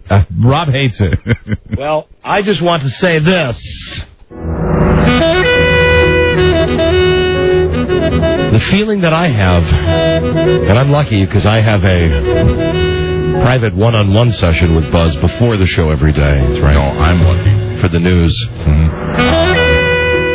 Let me just say, I leave those meetings a better man. I'm glad you do, because when we're doing the show, and this is Mike now, when I'm on the air, it's really, really hard for me to concentrate. Because, well, in a sentence, I just can't stop looking at him. There we go. Okay, you happy now? Thank you. I think he is. See you later. Hello, Don and Mike Show. Don, this is your father, and I don't believe you. That Andy Dick story was how you can get to 10. I know it was. There's no way that was all real. It's all real. Hold on, you're not my father. You're not getting a Cadillac, and I swear on my kid's life that Andy Dick story is true. You watch, you're going to see it on Entertainment Tonight, Sure. and you're going to say, oh, my God. Yeah, if you have trouble believing that, just go to Joe Ardinger's house any Friday night. Or just go to BA.com. BA.com. They have pictures of Joe behaving like that in the dishwashing room. Hello, Don and Mike Show. Phone scan. Hey, how you guys doing? We're doing well, thank you. Great. Hey, I was just calling to say you guys are my heroes. You guys, Don, someday I want to have an Escalade like you. Yeah. Mike, someday I want to have a restaurant like you. Yep. Buzz, when I grow up, I want to have a voice like you. Beth Ann, when I have kids someday, I want to put my dog in front of my kids. And Rob, well, that's about it. What was about Rob? What was the Robbie thing? Nothing about Rob. Couldn't think of anything. That's good. Thank you, my friend. And Rob, nothing about Rob. Nothing about Rob. Hello, Don and Mike Show. Hey, baby. Hi there. You're on the air. Hi, baby. Hi, baby. Love you guys. Love you. Love you more. Love you, baby. Did you guys any follow-up on that Fox show on trading spouses with the entries from people? So they were going to get back to us about Hold on. We're out of time. What was that? What was the question? For the Fox show? Oh, did we get feedback? They called us 2 days later after they were on the... Why, did you send an application in? Sure did. Yeah. They got... they told us, they emailed us back, over 400 legitimate families. What did you say your first name was? Tiffany? Tiffany. What are you doing, Mike? I'm looking it up. Yeah, they're not interested in you, Tiffany. Tiffany. I'm sorry. Tiffany, you had the 2 kids, right? No. Oh, okay. You are kidding, Mike. I'm kidding, of course. Tiffany was very popular with the Fox people. Listen, Tiffany, I don't know. Listen, they told us out of all of them that they got, there were 400 real families. They were going to contact them later. You're probably a big fat loser. But the good news is you're the last person on the phone scan. Fantastic. Yes, where are you from? I'm from Virginia. From Virginia. Well, here you go. And you're a mommy?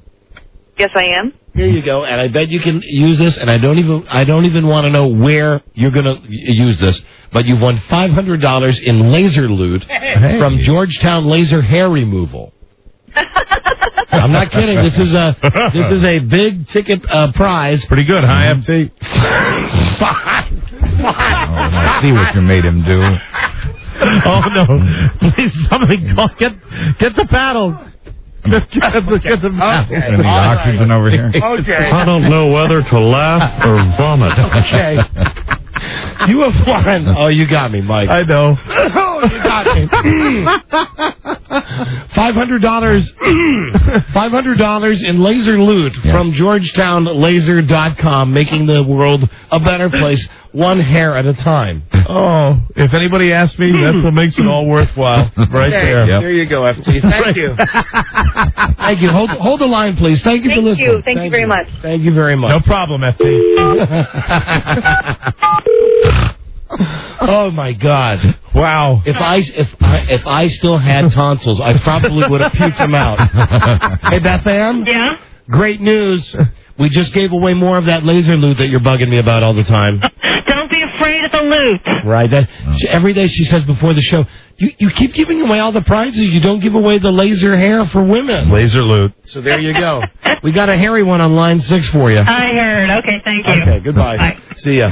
When we come back, a Friday favorite. Very good. Okay? Yeah, absolutely. Okay? Yep. Do you want to say it one more time? Just yeah, well, I just want to thank you for calling. I'll say thank you, FT. This is the Don and Mike Show. Some call Charlie the perfect father. The Don and Mike Show. Now in their 20th season, it's the Don and Mike Show. no kidding. Just ahead of a Friday favorite. Mike, I saw you looking at the Weather Channel there. Yeah. How are things looking for your Love Shack? And not good. Fort Myers? Not good, and I won't know until I talk to people, but I guess, it is a direct hit down there, and they're talking about just an incredible storm surge for people on the coast. Yeah. And those of you wondering about, I wouldn't call it tropical, I would call it sophomore disturbance Bart. Yes, here is with a report from a woman who has fled the area. She evacuated the house. I'm with the children that we really love. Our dog. Oh, now don't say that. It's like a Beth Ann thing. Don't say that, honey. I know. Bart is fine. We had a very mushy goodbye this morning. Well, that's good. Oh, good. Thanks for leaving me with Mushy and happy, might I? happy because you both will not be seeing each other for a while. Well, Barty, he's a great guy, but he's just 19. There's just certain qualities that I wonder how I ever liked them when I was 19. Ugh, what did I see in 19-year-old boys? From what I hear, you had no problem with them and plenty of them. Here's the reason that I know we were talking there off the air, but you're in Ocean City now, up there with a friend, because that was the deal. My wife gets the weekend away, and I take the boy back to college. And I appreciate that. I mean, Bart and I did have that one fight a couple of weeks ago. I would have been happy to help or to take him down myself, but you insisted that I just take. Well, that was after talking with him, and I just thought it'd be the best for our family because I didn't want a weekend of fighting. I just take him down there. Listen, how is the hurricane in Ocean City, which is where you are, way up the coast from Florida? Our hurricanes sometimes the same thing as sprinkles. All right, so nothing's happening up there. Yeah, right. No. That's all right. You have insurance, right? Oh, yeah. Well, that's what somebody said to Mike earlier. Yeah. Oh. And it pissed him off a little bit. And Ass said that to me. Rob said that to him. All right, baby. I love you. I'll see you. All right, I I love you too, sweetie. Be careful tomorrow. I worry about you on the road. That's a long drive. I know I'm very brave to do this. In the rain. All right. I love you. I'll see you. I love you. Bye, sweetie. Bye, Thank honey. you. Bye. You're welcome. Thank you, honey. Don't you hate asses? No, actually, I don't. on the show, the 27th anniversary of Elvis being dead. Wow. Tuesday on the show. Now, really, this comes from our BFD category. Right. Rupert from Survivor. Oh, and a wonderful twist on that. Yeah, we're not doing the interview. No, we're not. Infinity Vice President Michael Hughes will do the interview. Yes. Since he promised it 8 months ago. That's great. And also next week, Wednesday, Joe Live from the American Idol auditions. Very, very exciting. We got a ton of stuff coming up. We were just talking about the hurricane, the tropical storm, whatever it is. Let's get an update right now. Friday favorite. I want to tell you, I have never seen Charlie this upset. What's going on? Hey, Charlie, come on in. Now, God damn it! Charlie, hey! Now, Charlie has never been featured in the spotlight on Low Budget Jeopardy. Spotlight, Low Budget Jeopardy. But now, here's the reason. When you start to think like Charlie. Charlie, how do you spell your first name? C-H-A-R-L-Y. How do they spell? Hi, Don. Hi, Charlie. Hi, Rob. Hi, Ass. Hi, Bart. Hi, Charlie. How's everybody doing today? How do they spell the hurricane's name? C-H-A-R-L-E-Y. Oh. Yes, now. And everybody's making jokes about me being Charlie. Well, you are Charlie. Yeah. First off, does everyone have insurance? No, I'm not the hurricane, everybody. So please leave me alone on that. Come on, back off, everybody. You know, I'm Charlie the guy, not Charlie the hurricane. Now, why did you didn't even want to do the bit earlier this week before it was serious? What bit? We wanted to call up. What's the bit? Remember, we wanted to call the line where you would pick it up. 2 bits. Shave and a haircut. 2 bits. You would pick up the phone and we're going to call the Hurricane Charlie Center, and it would be you on the end of the phone. Yeah, I don't like that though, because this is a bad hurricane. And Mr. O'Mara says you don't take serious national disasters lightly. And I looked at him and I said, get off my case, toilet face. Wow. No, but I'm here to talk. How you been? Everybody cool? Yeah, we're good. Everybody copacetic? Good. Yeah. Weekends here. Have a can of Yoo-Hoo chocolate soda. Want to talk to your best friend? Yes, I do. Can I call him? Oh, my favorite guy. I know who you're calling, too. Oh, no, he's on the phone. Get off that phone, kids. Get off that phone. Get into my car. Get off that phone. Important. Oh, my God. Yeah. Important call coming through. I'm so tired. Why? Just got done mowing the lawn. Oh. Mr. Limewand. Before the rain. Busy. Always sees me in the hallway. Where's Joe? He always sees me in the hallway. He says, Charlie, are you busy? I said, no, I'm not. Hold on, here he is. Look who's here. How you doing, man? Joe. Charlie. How's it going, man? Good. What? That's Joe. I know. He's my friend. Hey, Joe. Yes. Have you heard about that hurricane? Yes. Know the name of the hurricane? It's Charlie. Stop it! Come on. Hurricane Charlie is slamming the coast. Slamming the coast, Joe. So, Charlie, why are you doing that? Joe's my friend. Why are you doing that? What? Slamming the coast. I'm not the hurricane. Stop it. Stop it. Oh. Don't do that to me, please. Charlie has winds of 145 miles an hour. Joking, because I know he doesn't make fun of me like so many others. He's my friend. You think so? Yes, I think so. I think so. Do you think so? Are you saying he makes fun of me? I don't want to say anything. No. Let me just say, when you like Joe, Joe and I went out and collected cicadas together, or locusts as he calls them. Stop or I shall kill you, Joe. That's the joke I always make. I'll crush your head like a grape. Charlie, remember when we were trying to find directions somewhere? Yes, that was funny. We didn't know where we were. I said, let's go this way, Charlie. No, this way, Joe. No, this way, Charlie. No, this way, Joe. I think it's over here, Charlie. I think we have that clip if you'd like to hear that. Oh, I'd love to hear that one. was actually recorded. This is when Joe and I used to work together every day. I think it's this way, Charlie. No, this way, Joe. No, this way, Charlie. No, this way, Joe. No, this way. No.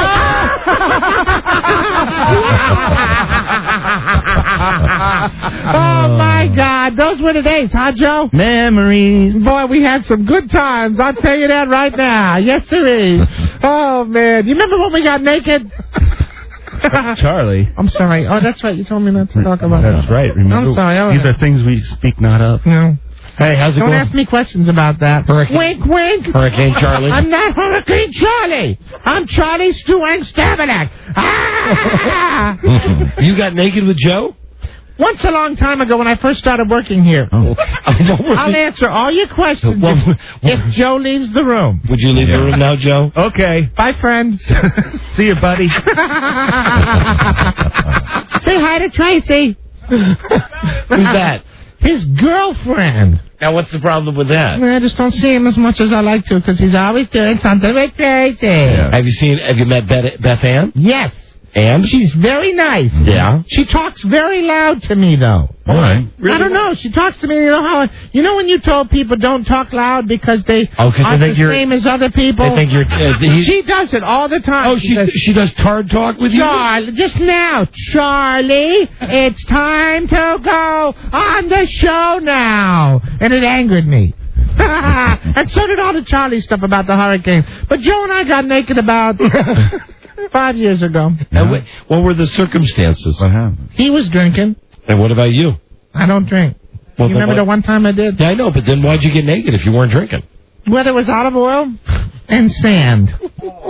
And Mr. Ardinger said, we're going to do something really funny, Charlie. You first. So I took my clothes off, and I poured the olive oil on me, and I got into the sand. And we made human sandcastles. That's all that I can talk about with the new thing you do, where you can't talk about the other stuff. Let me just ask you this. Okay. Were you running a temperature that night? No, but it was taken. He called it a shake and bake. It was pretty funny, though. But I hurt for about a month afterwards. Yeah. Because all the sand got into bad places.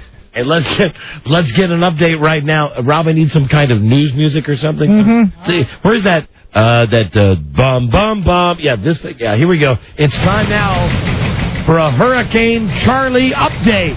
Okay. My name is Charlie, and I'm cruising across Florida right now. And I just want to say, I didn't mean to hurt anybody. I'm really sorry. Most apologetic Charlie. Please do say, Charlie, very, very apologetic. Yes, please do say. So sorry for the image done. Watch out for sand, oil, and blood. It's all going to be okay. Good. Tomorrow's another day, and the sun comes up. It's going to be good. The whole time you've been on this show, almost, Mike and I worked together almost 20 years. You've been on the show almost all 20 years, right? All through my 40s and 50s. Actually, through most of my 40s, all of my 50s, and now into my 60s. That's right. How old are you now, Charlie? Rob always knows. 62. 3. Yes, you'll be 64 on December 13th. December 13th, I'll be 64. Rob always has a big cake. Can I say something to somebody special? Sure. Clementine Tran? Yeah. She works here at the station, and she had eye surgery. Yes. Right. I wanted to say, Clementine, I hope your eye gets better and you feel better. You want to sing the Chinese way? Oh, I love when you guys do it. Can I do it? Yeah. Oh, my darling, oh, my darling, oh, my darling, Clementine, I hope your eye gets better. Oh, my darling, Clementine. You gotta do it. Oh, my darling, oh, my darling, oh, my darling, Clementine. Oh, I help you. It's so better. Oh, my darling, Clementine. You're talking like a Chinese man. Yes, that's right. That is so funny. Oh, my darling, oh, my darling. Yo, yo, yo, yo, yo, yo, yo. Hello, Charlie. Hello. Hello, John. Why are you in a hurricane? I don't know. It's a Chinese secret. Johnny Hurricane. Be very afraid. So, Charlie, how assimilated are you in... Charlie? What? Charlie. Oh, I'm sorry. How I always do that. They said, please concentrate. How assimilated are you into our society now? What? Do you still go to the group home? Yes. What does that word mean? Assimilated means don't use those, please. Are you mixing? Please to not use those. Are you mixing in with members of society, with the regular people? I have several new friends. Oh, really? But they're like me. They're all like me. Special. My friend Ronald. My friend Ronald is my new best friend. Yeah. Next to Joe, but my friend Ronald lives with me at the house that I live in. Yeah. Did you have fun last night at the Ron and Fez show at Dave & Buster's? It was great. They had all these games. Mr. Bennigan said, I am the best at whack-a-mole. It was fantastic. Ron Bennigan? Yes, Ron Bennigan. Mm-hmm. Mr. Bennigan and Mr. Watley. They are very nice men. They're new here. You know that Ron... I do jobs for them, too. Oh, you work for Ron and Fez? Yeah, just Mr. Watley. What do you do for him? He said, never say. Never say, Charlie. Oh, my. Never say. Wow. And I said, I won't, Fez. More sand? Yeah. Oh. Yeah, we're similar. But my friend Ronald is a really nice man. Not the same Ronald as Mr. Ronald Bennington. No, a different Ronald. I like Ronald Bennington. I do. I like them all. Mm-hmm. And I especially like El Jefe. Oh, he's good. El Jefe's a good guy. I helped braid his beard last night. You helped braid his beard? He braids his beard in two places, and I tied the elastic band. Did he ask you about the hurricane? He did. He said, are you Hurricane Charlie? I said, stop it! Don't make that joke no more! Don't do that! I get mad, Charlie. J-Dubs is smart. Oh, yeah, that's right. That's right. He got a tattoo of the Detroit Lions on his shoulder that says 2005 under it, and that means that they're going to win this year. The Super Bowl. I said, man, why did I think of that? We're here with Hurricane Charlie. No! And we're going to play Low Budget Jeopardy now. You've never done this in all the time you've been on the show. My name's Charlie Stewart. Stop it, Don. Okay, Hurricane Charlie. Don't call me Hurricane Charlie. Regular Charlie. Thank you, Don. And don't speak, I almost... Don't talk down to I almost said turd talk, but I meant a tard talk. Turd talk. 877-365-36. You said turd. 36, that's our phone number. I thought you couldn't do that no more. Well, we can do that. Hey, turd. That is a funny word. Stop it, Hurricane. I have to manage my anger. Yes. When we come back, we need a challenger to play Low Budget Jeopardy. 877-365-3636. Turd. This is the Don and Mike Show. WJFK.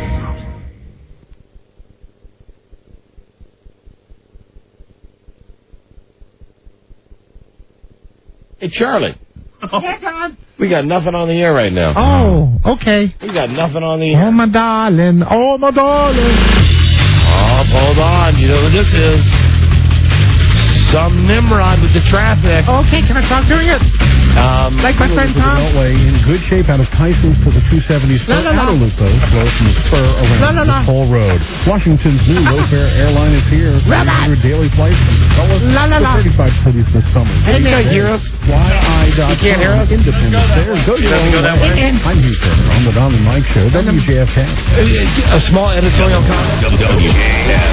Everyone's talking about the deal at Battlefield Ford. Right now, take $9,000 off every F-Series pickup. Not just one or two, every single one. Get the deal only from Battlefield Ford on Mathis. Yeah.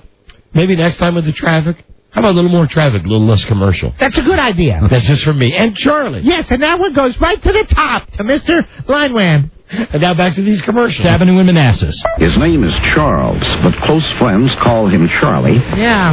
And he's behind bars. The Don and Mike Show. Is it the Don and Mike Show? You bet. Hey, Charlie? Charlie? Yeah. It's Friday the 13th. Yes, watch out. Very bad luck, everybody.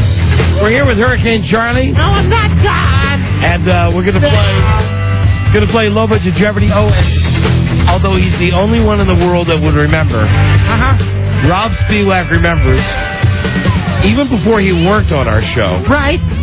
What year was it? I think it was 1990. That Charlie was actually featured on Low Budget Jeopardy. Don't you remember Charlie? Yes, thanks, Dad. Way to spoil it. Hey, you watch it, Hurricane. Okay. Come on. La la la la la la la. Charlie, let's play. La la la la la la la la la. Low Budget Jeopardy. La la la la la la la la. This is Low Budget Jeopardy. Here comes the hard part. Hey, Charlie, I've got some bad news for you about What's that? You just forced the closing of Walt Disney World. No, I'm not a hurricane. Oh. Play the music, silly. All right. Okay, this is the hard part. Go ahead. You're good at You reading. can do this, Charlie. Welcome to Low Budget Jeopardy. Good job. Our first contestant is a college student from Rochester, Rochester, New York. Let's say hi to Hello. Aaron Hughes. Hey, Charlie. Hey, Laura Q. Hi, Aaron. Listening on WHCK in Rochester, which is a 10-year affiliate. 10 years of indifference. Friday the 13th. Now entering the studio is a Friday the 13th. Is a supper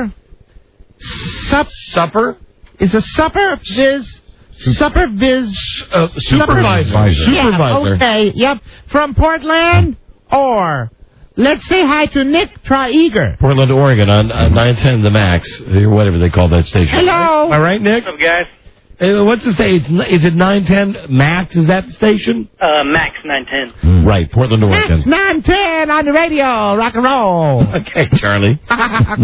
Hi, Don. Hi, Charlie. And now entering the studio is the host of Low Budget Jeopardy. Please say hi to Alex Trebek Geronimo. I know that part by heart. Thank you. Thank you, Charlie. And Thank you, Don. Hi there, Aaron, and hi there, Nick. Hey. Hey, here are your categories, guys. Charlie? Yep. Don't pick any. I'm sorry, I forgot. You always tell me that. It's because I'm in here for such a long time. Okay. I had to rearrange the furniture. Here are your categories. They are... Oh, it's in your teeth. There you go. You got it. Hey, is Charlie going to wear those Special Olympic shoes? Now, don't... Hey, that's not nice. Well, how do you know? How do you know he just didn't mean that? Look, it's a Christmas booger. How do you know he just didn't mean you have special shoes that you might wear for the Olympics? I've been working on the theme though. Na na na na na na na na na na na na na na na na na no. What do you think of that, ass? Sounds really good, Charlie. Rock and roll. Here are your categories, fellas. They are guests this week on the Don and Mike Show. What's wrong, Charlie? I was just hitting my head on the counter. Okay. I like it. Celebrity teeth, whitened or natural? Hey, teens. Name that new NFL head coach. And new on Divid. So here are your categories again. Read them again. Guest this week on the Don and Mike Show. Don and Mike Show. Celebrity teeth. It's teeth. Hey, teeth. Baby. Hey, teeth. Name that new NFL head coach. And new DVD. See, don't quiz me on it. Aaron, we'll start with you. Aaron. Okay. Okay. Good luck, Aaron. Smart Special Olympic guy. That's right. That's right. Pick one, Aaron. Okay. New on DVD for one, please. New on DVD for one. This 1970s ABC sitcom first season box set is out. I'm over here now. What is Barney Miller? Negative. All right, Nick, your chance to steal. What is Laverne and Shirley? Oh, no. So close. No, it was Happy Days. Yep, Happy Days. That was it. Happy Days. Yep. Okay, Aaron. On DVD too. There we go. Stars Lindsay Lohan, new on DVD. Ooh. What is Confessions of a Teenage Drama Queen? Before I give you this, let me give you this. $2 for you. Select again, Aaron. Let's close it out. Another 1970s ABC sitcom first ever box set is out this week. What is Laverne and Shirley? There you go. I had them in order. It's Happy Days, then Laverne and Shirley. $3, I Aaron. was thinking the first one would have been Happy Days, but I was thinking of the other one. Aaron? Yes. Let us go with Celebrity Teeth for one. All right, this comes from Dentistry Monthly. Don't You laugh. subscribe? No, but I read it somewhere else. What, Charlie? Big words. I wonder if they use veneers. No, these are all natural teeth. I'll tell you a celebrity, and you tell me if they've had their teeth whitened or if they're naturally white. You mean real?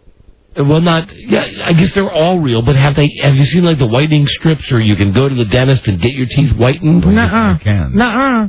Uh-huh. Nuh-uh. Uh-huh. Nuh-uh. Uh-huh. You ready, Aaron? Yes. Okay, for one, Tom Cruise. What is natural? Negative. Nick, your chance to steal. What is artificial? Well, that's what it had to be. That's right. Yes. That's what it had to be because he didn't have any other choices. According to Tom Cruise's dentist, he gets a monthly whitening, a monthly touch-up. $1 for Nick. Select again, Nick. Celebrity teeth for 2. How about Jennifer Aniston? What is natural? That's right. $2 for Nick, and Nick's catching up quick, Aaron.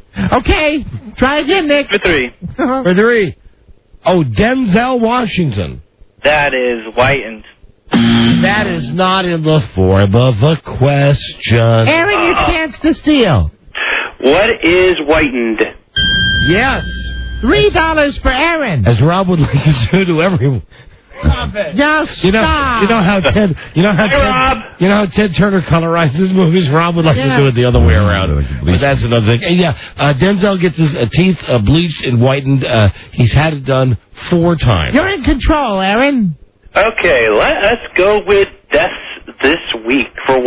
All right, these are guests we've had this week on the show. We liked him so much, we had him on twice.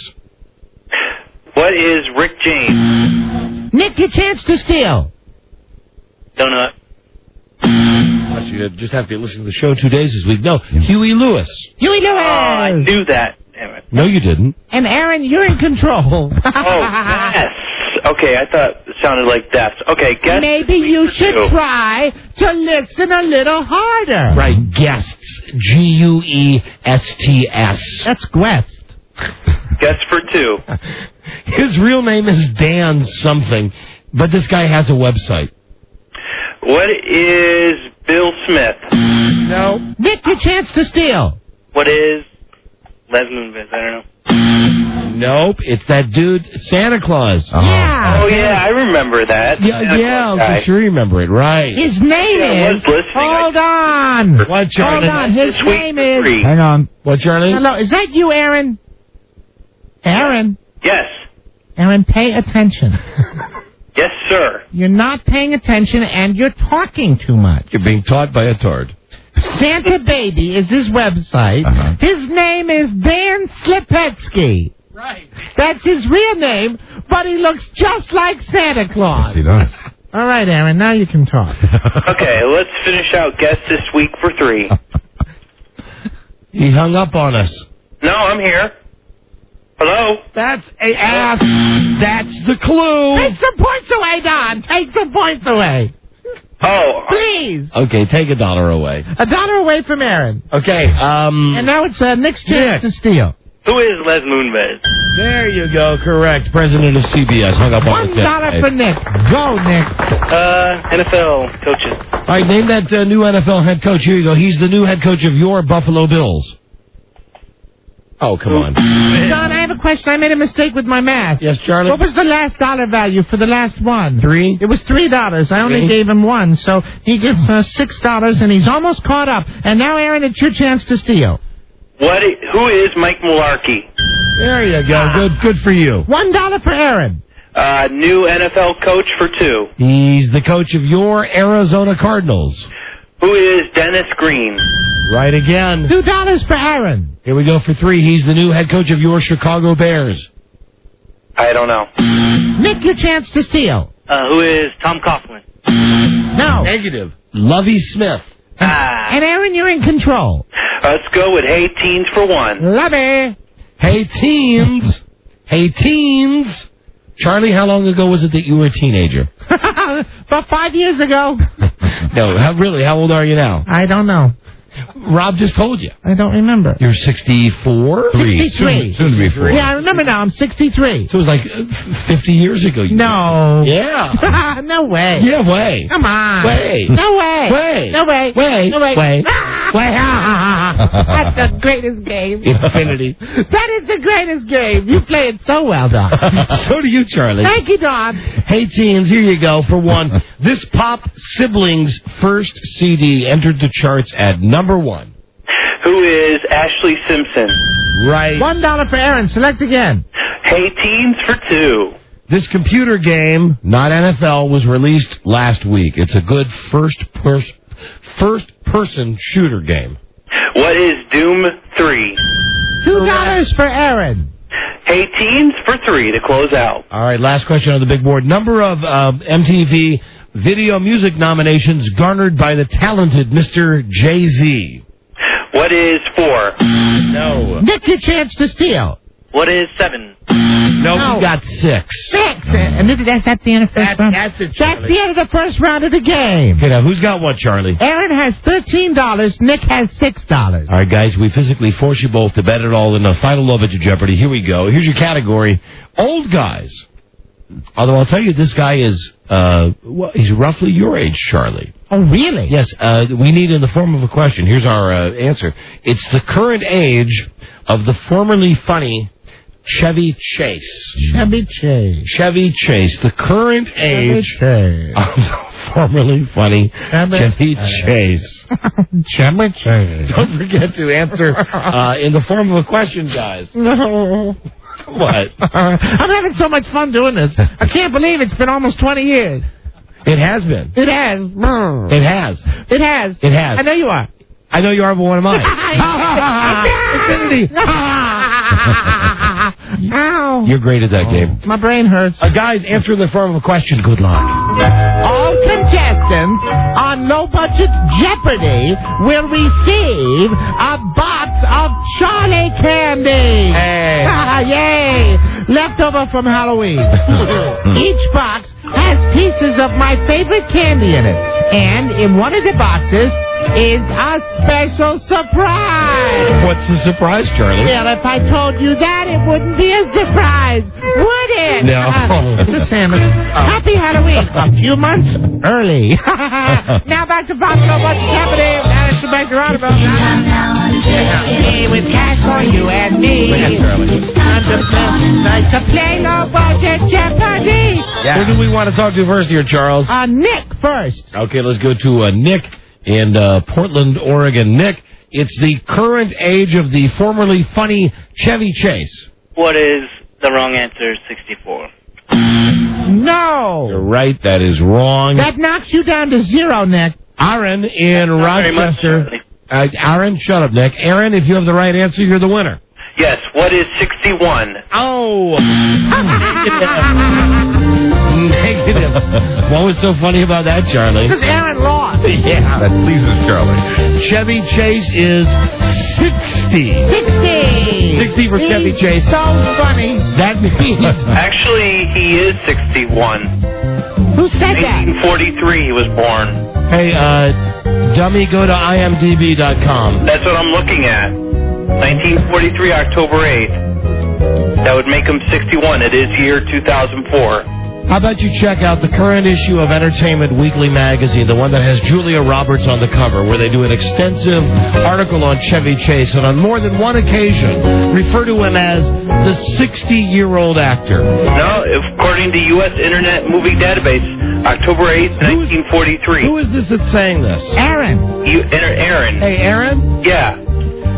Pound Sam. The first rule of Low Budget Jeopardy. Aaron? Don't screw without you. Is Aaron gone? Yeah, I hung up on his ass. The first rule of Low Budget Jeopardy, don't screw with LQ. That's right. I mean, it's entirely possible, but just don't bring it up to me in that regard. There you go. He's a smart guy, wasn't he, Don? Friday the 13th. Yeah, he was a smart guy, and he was a bad man, and he said something about Special Olympics. I mean, he might... Well, that was funny. No, it wasn't. And he might be right. I did read it in Entertainment Weekly. He's 60, and I didn't do the IMDb search. I was just faking him out. Well, he did, and that meant he was cheating anyway. He was cheating, Don. The the Entertainment Weekly that has Julia Roberts' picture on the cover says he's 60. No cheating allowed. You go to the website, Buzz? Yeah, I did. What's it say? It says 8 October 1943. Which would make him, how old? 61. Yeah. That means Entertainment Weekly got it wrong. If in fact they got it wrong. Well, I got it wrong. Well, I may just blow his house down. Either way, guy pissed me off. He's out of here. Yeah. So, bye, Aaron. Pound sand, get Ben. So, Nick. Yeah. Nick, listen, you're a loser. Yeah, but I got a prize for him. But stand by. You do win a prize. Charlie, what does he want? I can't read this. It's hard. I'll try. Okay, please try. Okay, Nick. Yes, Charlie. Okay, I'm going to try to read this, all right? You have Your one. best shot. You have one in HBO. Entourage. Prize pack and It's Friday the 13th. An all new episode this Sunday night at 9 Central. Only on HBO. And hold on, let's get a Chevy Chase update from Buzz. Maybe I'm wrong here, but if his birthday isn't until October 8th, that means he'll turn 61 on October 8th. That would make him 60 now. We have to figure this out. This is very important. I mean, either way, that guy was just a loser. He was a hump. He can pound sand. Pound sand, Aaron. And, all right, thank you, Nick. Bye, Aaron. Thank you, guys. Thank you for playing, Nick. Have a glorious weekend. And buzz a little, buzz a little. Let me see. All these other phones are going nuts. Yeah, let's see if they say the same Hello. thing. Don and Mike show. Oh, Charlie's here, too. Don and Mike, hello. Welcome to the Don and Mike Show. I'm Charlie. I'll be your server. Hello. Hello. I just wanted to say that Chevy Chase is 60. October 8th, 1943. It hasn't been October 8th yet. Yeah, right. I should have thought of that. Boy, I wish I had remembered that. It's math. We're not good at math. Where is that guy? Oh, We can get him back on the phone now. No, I hung up on it. Hung up on it. Thank you, my friend. Thank you. All right. Thank you. See ya. Thank you, my friend. Where only radio was strictly forbidden, one man found a way to bring good news to his people. Right. He made it up. He made it up. There, that's a poker rule for you right there. I should have just, because I had read it in the magazine, I should have just said to the guy, I went to IMDb and did it myself. I didn't go to the website. Yeah, he was a pain. Yeah, well, anyway, he's a loser. Nobody likes you, Aaron. He didn't get jacked. He didn't get anything. No, he didn't, Charlie. Not a thing. How's the hurricane, Charlie? I'm not the hurricane, but you better ask him. Buzz, what is your lead story on the news and comments today? Today, our lead is it's a black day for the Bush campaign. The minstrel show starts after the break. Ooh. Oh, Lordy. Stay tuned for news and comment coming up on the Don and Mike Show. How am you, Charlie? That's so funny. Don't forget that's very... I don't know. I can't stop laughing. This is the Don and Mike Show. Never fails. You're in the middle of an important call on the road, getting directions to a restaurant or something, and your cell phone brandos on you. Which leaves you pretty much out of luck. Unless you've got OnStar. Of course, with OnStar Personal Calling, you can use your car's cellular hardware to make and receive hands-free calls while you're on the road. I didn't know if you were ignoring periods in the... well, I know as a general rule you try, but in this commercial... It's like you went through the first 5 lines. I know. I'm trying to maintain focus. OnStar is available on more than 50 GM models from Saturns to Cadillacs. 1 year of the OnStar Save and Sound plan, which includes a wide range of safety features, is included with the purchase of any OnStar-equipped vehicle. Happy Friday, everybody. Save and Sound plan is $16.95 a month. That's the first year. For more info on OnStar, go to their website, OnStar.com, or swing by your local dealer. It's great. The Don and Mike Show. The Don and Mike Show. Stop it. Don and Mike. Right. WKFK. This is the Don and Mike Show. What's the word from Planet Crackpot? The Don and Mike Show. Broadcasting live from downtown Dumbass. The Don and Mike Show. Tell me about it. Yeah. Time for Buzz's News now, brought to you by Duramax. Oh, and I'm playing this today because, as many of you know, what's her name? Julia Child is Julia Child, legendary chef, the French chef. And this, of course, is her daughter, Jane Child. Yes, yeah, fantastic talent, and also a gourmet cook. And she had a lot of members of it. There's Love. Oh, yeah. Forgotten. Right, and that famous one, I've cut the dickens out of my finger. No, I was doing the Child thing, like Love Child. I was doing Julia Child. Forgotten Child. Yeah, you were doing Dan Aykroyd. Bastard Child. What? Bastard Child. Right. The Bastard Child. Oh, speaking of Bastard Child. Oh, yes? Here is Aaron, the guy that was just on Jeopardy with us. Hey, Aaron. Yeah, I'd like to apologize. That mistake was totally on my end for the age inaccuracy. You're goddamn right, Aaron. Hey, Don. Aaron, whold on a second. Right or wrong, you realize you broke the prime directive. Yes. And what is that, Aaron? Don't screw without Q. Right. So, Aaron? Yes. Congratulations. There you go. You have been selected as a charter member in the Don and Mike Exclusive Listeners Club. Shut up, Aaron. You are now a registered Don and Mike caller and are entitled to all the privileges that come with said title. Be sure to watch your mailbox for your registered Don and Mike caller sign, which is to be placed prominently in your front yard. Your neighbors. You have been profiled, tagged, and you are now in the book. Good day. I said good day, sir. It's been a long time since we put somebody in the book, Robbie. Almost 2 months. It was June 14th we last booked somebody. So, what did you want to say, Aaron? Nothing.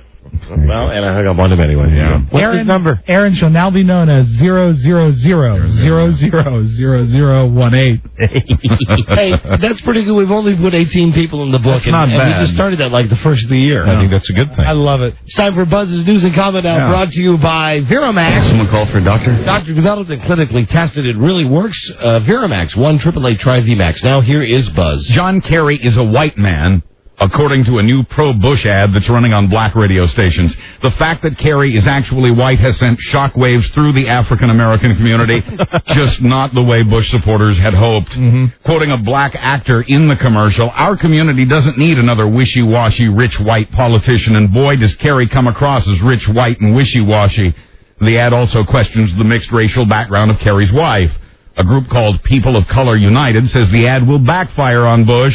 And quoting Missouri Democrat William Clay, it's laughable that Republicans would trot out these paid Negroes to cut into the 92% of African Americans that tends to vote Democratic. Wow. Hello there. My name am Tyrone. Say, have you noticed that there's something wrong with Teresa Hines, Kerry? I sure would like some fried chicken, some watermelon, and you know who's good? That George W. Bush. Man, they're getting desperate, aren't they? Sounds like it, doesn't it? Yep. Hello there. It's a minstrel show. I sure do like that Dick Cheney. Right. He am a trustful man. You know who I don't trust, though? Who? That man that eat at Wendy's. Yeah. Mr. John Edwards. Hello there. Vote for President Bush. The ad. God, I'm not, I've seen these ads on the internet. Right. I'm not kidding when I'm like, hello there. Right. I mean, Buzz, you've seen them as well. They're minstrel shows. I mean, in my opinion, yes. Really, they might as well have hired white people to put on blackface. Amazing. The ads were paid for by health insurance magnate Patrick Rooney of Indiana. No, he didn't pay for them. Rooney sold his company for nearly $1 billion last year after Bush okayed private health savings accounts. Rooney? The ads don't mention Bush, they just mock Kerry, and critics say this exposes the ad's real goal of trying to get blacks to just stay home on Election Day. Hello there. May I tell you something? This Election Day, why go vote? Stay home and have some grape soda. God. Quoting Al Sharpton, it will backfire. It will turn around and energize people to beat George Bush. Good. Bush, by the way, is also white. But his Secretary of State, Colin Powell, is a black cat, and today he posed for pictures with a black cat of the feline variety whose owner named it Colin Powell. Powell says he crossed the cat's path to debunk superstition. Yeah, okay, whatever. Wow. Rosie O'Donnell's San Francisco marriage was nullified yesterday by the California Supreme Court, along with thousands of other same-sex marriages. The court ruled unanimously We that... just keep the same sound effect now. It seems to work. The court ruled unanimously that the mayor overstepped his bounds by giving the gays and lesbians marriage licenses. The court says the voters have spoken and that the law is the law, even if the marriages were really symbolic and had no real legal standing. It was yesterday's court ruling. Lord, I'm from a George Bush commercial. Damn, so many cats in here. Do not vote for John Kerry. Lordy. Yesterday's court ruling on San Francisco gay marriages was also sad news for an 80-something lesbian couple who say they had waited 50 years to get married. Oh, what a shame. Oh, baby. Oh, hold on. Time out. Wrong button. Yesterday, we told you New Jersey's governor is resigning because he was being blackmailed over an affair he'd had with a man. Oh, and listen, Buzz, if I could say this, you were all over that. Yes. Yep. Like, you know what? On you know what? I mean, I think we were among the first to tell people about that scooped yesterday. everybody last night with a story. Well, at his news conference yesterday, Governor McGreevey came out of the closet. In Louisiana, meanwhile, State Representative Tommy Wright says another guy was just coming out of the stall at a park restroom as he was going in, and that's why the cop thought he might have been having sex with the other man. Wright says it's all just a big misunderstanding. Oh, boy. Wright says he began at the urinal, but says the restroom's only stall became available. Wright says he was dropping his pants going into the stall as the other guy was coming out. Right. And that's when the lawmaker was arrested on an obscenity charge. So to get back to the guy that That's one of the rare times when you play George Michael that it actually works. Yeah, that it fit. Really. About McGreevey. What, like it doesn't work all the other times? No, you know what I'm talking about. I know what you mean. I don't know a lot about the situation beyond what Buzz had yesterday, which was a lot, and then I watched the stories this morning on like Good Morning America and Today Show and junk. What they're saying is the guy's waiting until the 15th to give up the spot to make sure that the Democrat takes the spot. Is that how this is playing out? Right. I think the Senate president takes over at that point, I believe. And if they did it before, they'd have a special election or something like that? Right. You know, again, I only get half of the news. I'm watching with one eye, listening with one ear, but I think that was gay affair or straight affair, it doesn't matter. That wife that was sitting there smiling, I don't know how she managed to do that. Yeah, and she's the second one. She's the second wife. And both ex-wives are supporting him. Yeah. publicly, at least. Publicly. Well, how come I can't marry one that stupid? Yeah, I know. Somebody would accept, or me, so they'd accept all of our gay affairs. In Washington State, a man says... Because Frida just won't tolerate that. She'll tolerate just about anything from me. But when I come home smelling of man... I know. She draws the line there. Forget it. That's right. How many times have I had to change my cologne? Hello. In the state of Washington, a man says a confused Walmart pharmacist gave him the wrong pills. Quoting the man, "I was growing breast tissue." He also says he got hot flashes. He got the hot flashes. All natural. What is it? He says the pharmacist now admits he accidentally gave the man the female hormone estrogen instead of the doctor-prescribed testosterone. I beg pardon? The man says he's hired a lawyer and now may sue Walmart. What was the question? I'm hiring a lawyer. Oh, and Thank you so much. while we're on the subject of gender bending, we cannot ignore the president of Turkmenistan.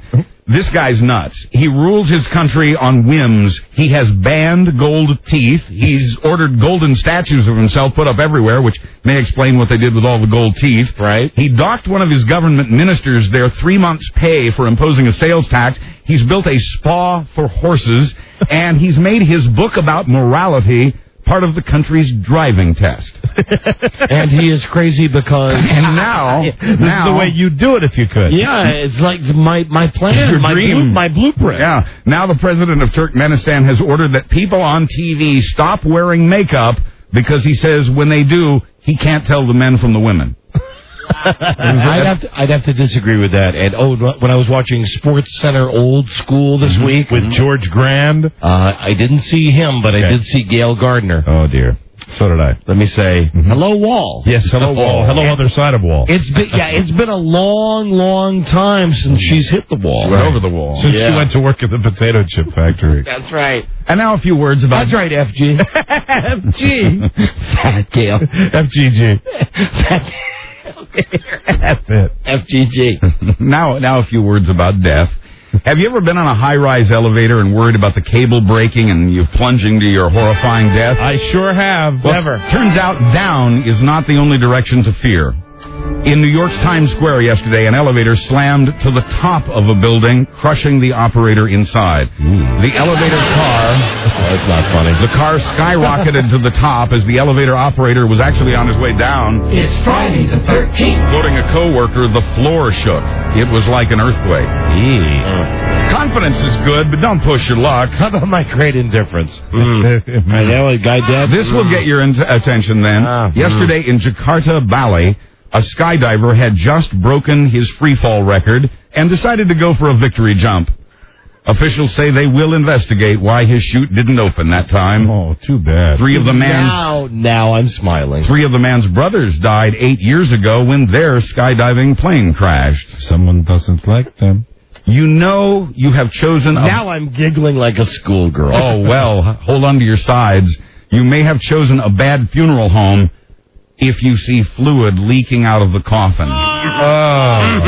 I'll drink to that. In Jacksonville, Florida, a family is suing Lewis Smith Mortuary for not preserving their beloved with either refrigeration or embalming. The family says the funeral could not be open casket because the body was so badly decomposed.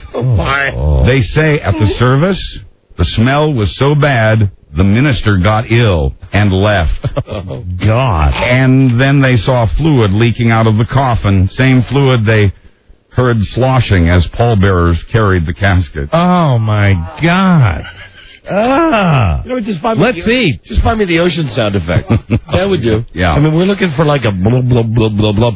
But I think we got just like the ocean or a bathtub or something up there, don't we? Bathtub, yeah. You got bathtub? Yeah. All right, hurry, though. Somewhere. We're going to lose the moment. Yeah. We're going to lose it now because it's going to be hard for everybody to remember. Can you imagine sitting there in the funeral home and seeing fluid leaking out of the... And then they It would gross carry... me out more when they carry it. They carry the coffin, and you hear, as their pallbearers are walking by, you hear this sloshing sound. Dear friends, we've gathered today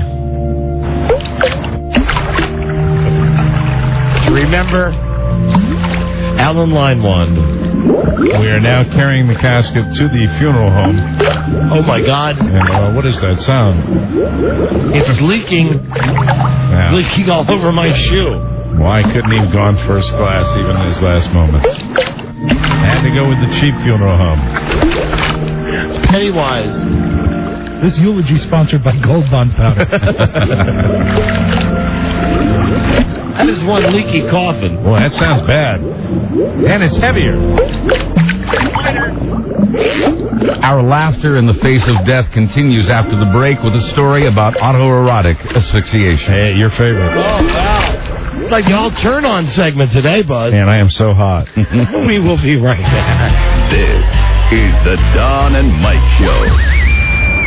Nobody has a bigger selection of the music and movies you want than Tower Records and Tower.com. From the latest releases to the classics that you love, if you're watching your coin, find thousands of CDs for $9.99 or less. On sale now at Tower Records, the newest releases from the Beastie Boys, Ashley Simpson, Metallica, The Hives, and Van Halen. Oh, yeah. And every single Tuesday now, new release day at Tower. If you like to surf, go online at Tower.com. Check out the Tower Records Icon Sale. Every CD is 25% off. We're talking from the biggest artists of all time. And if the Valhalla is your thing, Tower Records has DVD titles from Warner Home Valhalla on sale now, like Lord of the Rings Trilogy, Ocean's 11, and Blazing Saddles Special Edition. Thousands more at least 25% off. Find the music and movies you want at Tower Records and Tower.com. Tower Records, everything worth hearing is here. Gosh, I hate to interrupt. It's all been so incredibly fascinating and entertaining and instructive. Really, the time has just flown by. The Don and Mike Show. Baby! Yeah! Let me remind you. Can't spell fun without F-U. Right. You can't spell baby without B-A. Yeah! Ready to pick you up and shake you in a figure eight. Don Geronimo and Michael Mara. Yeah, he was on this show yesterday. Huey Lewis. And now here it is Buzz Gridley. Hi, Buzz. Hi, Don and Mike. Hi. In Ohio, a 32-year-old man took his life, accidentally, during autoerotic asphyxiation. Are you retarded? It's not a rhetorical question. Are you retarded? Police say he had an elaborate system of weights, counterweights, and ropes for the activity, which reportedly heightens pleasure. It's also, as you may have gathered, dangerous.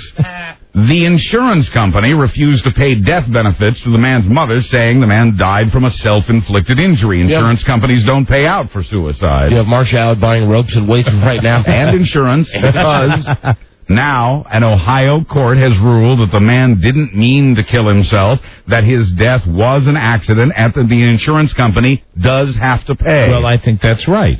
If you want to end your life with the ride of your life and you want to leave money for your family, autoerotic asphyxiation is your ticket home. Hi, I'm Buzz Burbank. Hi, Buzz Burbank for autoerotic asphyxiation. Everybody seems to have their thing. For a guy in Baton Rouge, Louisiana, it was snuggling. Creepy snuggling. 26-year-old Steve Danos broke into homes a dozen times and got into bed with women to snuggle with them. At one house, he had some beer and pizza first, folded some clothes, made a plate of nachos, and then crawled into bed to rub a woman's tummy. In high school, Steve won a state baseball championship by driving in a winning run. When he didn't make the team at Louisiana State, he started drinking and taking Xanax.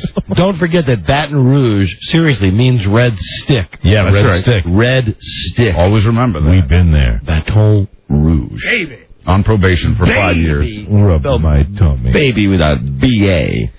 Hypodermic needles are once again washing up on the beach, but this time not in New Jersey. Are we applauding? Hypodermic needles. Hypodermic needles. Yes, very good. Where's the ocean sound effect? Not in New Jersey this time. Away already? This time it's in West Seattle. Hundreds of needles washed up at high tide yesterday. This is not the ocean. Forcing the beach to be closed. That's a cauldron. That's the Pacific Ocean. They've closed the beach literally until the coast is clear. This is no boating accident. That Kittner boy. I'm spilling out all over the dock. I picked it up with my hands, says a 7-year-old, quoting her. Then I went to Mom and said, "Look, Mommy, a needle." Officials say all the hypos are all new, clean, and capped. Still, they're very, very pointy. Quit needling me. But more people may be going to the beach in Charlotte, North Carolina, now that the word's out about the nude boaters. Fully and partially disrobed boaters have actually stopped traffic on the bridge across the causeway between Iredell and Mecklenburg counties. And the nudity has been blamed for at least one car wreck on the bridge. An official investigating a backup one day recently says he found the cause, a boat carrying 3 nude women. Hello. Yeah. The trouble, if you will, began when the state tore down a fence and mowed some weeds that prior to this had obscured the view. Mow the weeds. But officials say traffic also sometimes backs up because of the beautiful sunset. Mow the weeds. Yeah. You know what I mean? You know what I mean. Yeah, you know what I mean. Yeah. That's right. Yeah. Penthouse, a magazine that... Yeah. Oh, yeah. Oh, yeah. Oh, yeah. Yeah. Oh, yeah. Penthouse magazine pushed the envelope from the day it first hit newsstands right up to the bitter bankruptcy end. Penthouse. Friday the 13th. Penthouse is now going softcore. The magazine has a new owner, Enrique Molina of Mexico, who says the magazine will now feature classy pictures of classy women in provocative but classy costumes and poses. No. The thinking is there's plenty of hardcore on the internet, and magazines like Maxim are making good money. Yeah, but I could...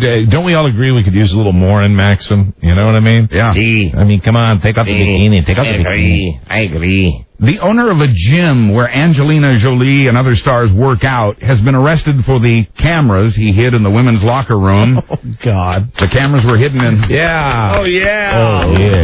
Hidden in light bulb sockets.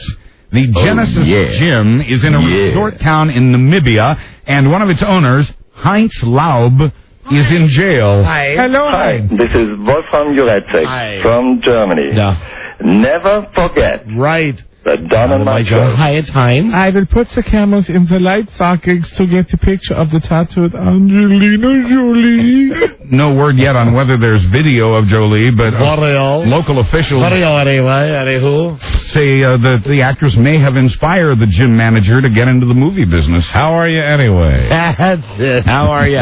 How are you anyway? Jerry Todd. Jerry Todd. Give me a second, Buzz. We're just the computer system at the top. That's video from Tom Monroe and his tribute to life in the big city. Downtown's the place to be.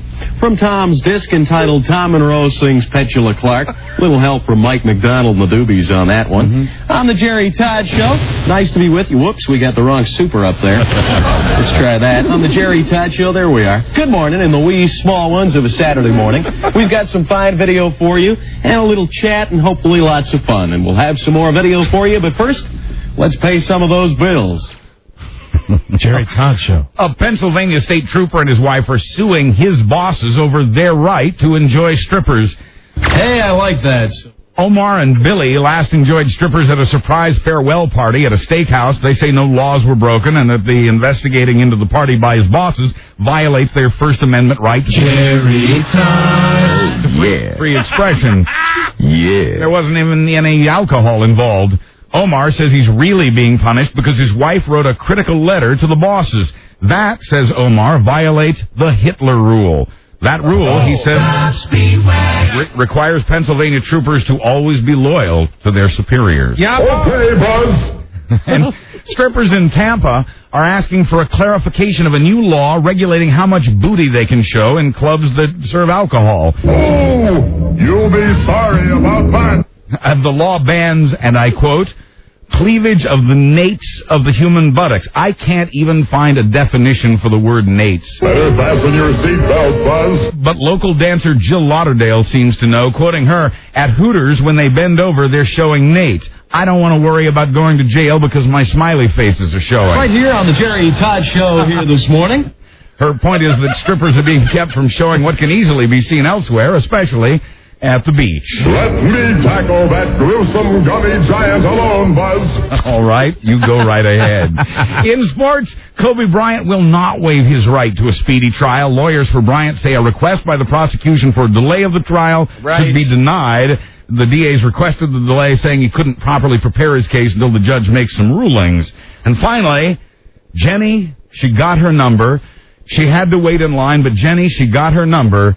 867-5309. 867-5309. This Jenny lives in Chicagoland and drives a Jeep Cherokee, but she wanted a license plate with a phone number on it, the number from the 1980s pop hit, Jenny, 867-5309. Before you do the story, I will tell you, this is one of the great things when I worked at WLS Music Radio in Chicago. The station had an unlimited budget, and I mean it. Right. Like, give away a car. Give away a car a day. Right, big on promotion. Give away a townhouse. Give away a townhouse a day. Yeah. So this song comes out. Somebody at the station, smarter than me, actually took the time, and this was not even anything we mentioned on the radio.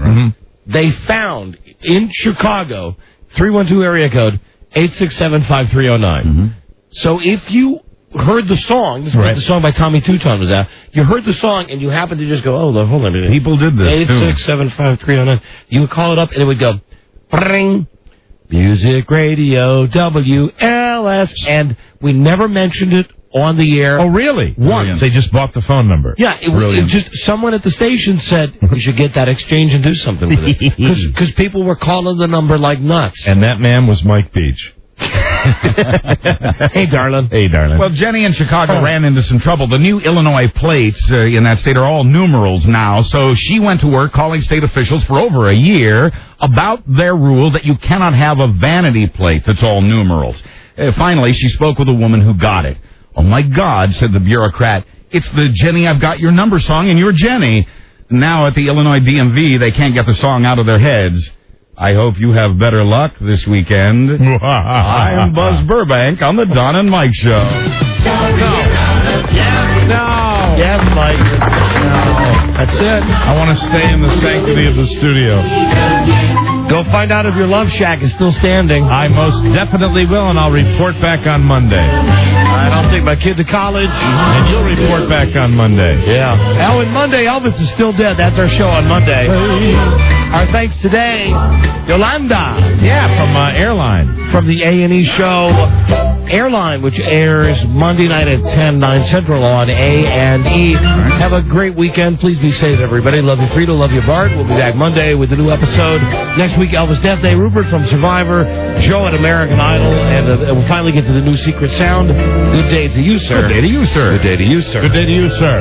Okay, and you? This is called Angelo. Oh, yeah. Oh, yeah. All right, that's it. Listen. Good night. It's in order. Please stay tuned on WJFK and Live 105 and also 1010 The Buzz for Ron and Fez. Yeah, Ron and Fez, yeah. Damn good radio show coming up next. Better than the box of records you're going to hear on a lot of the stations. That's right. That's it. We will see you on Monday. Until then, as always, my sweet, keep the secret. Board up your windows. Till we meet again, this is Sammy Davis Jr. saying, be kind, be nice, and I hope the next performer has the pleasure of having as nice an audience as you've been tonight. And let me leave you swinging. This is the Don and Mike Show. The Don and Mike Show. WJFK. Too busy to meet new friends? The WJFK line can change your life. Log on to WJFK.matchlink.com. For Mervis Diamond Importers, this is Ronnie Mervis. Hey, Ronnie.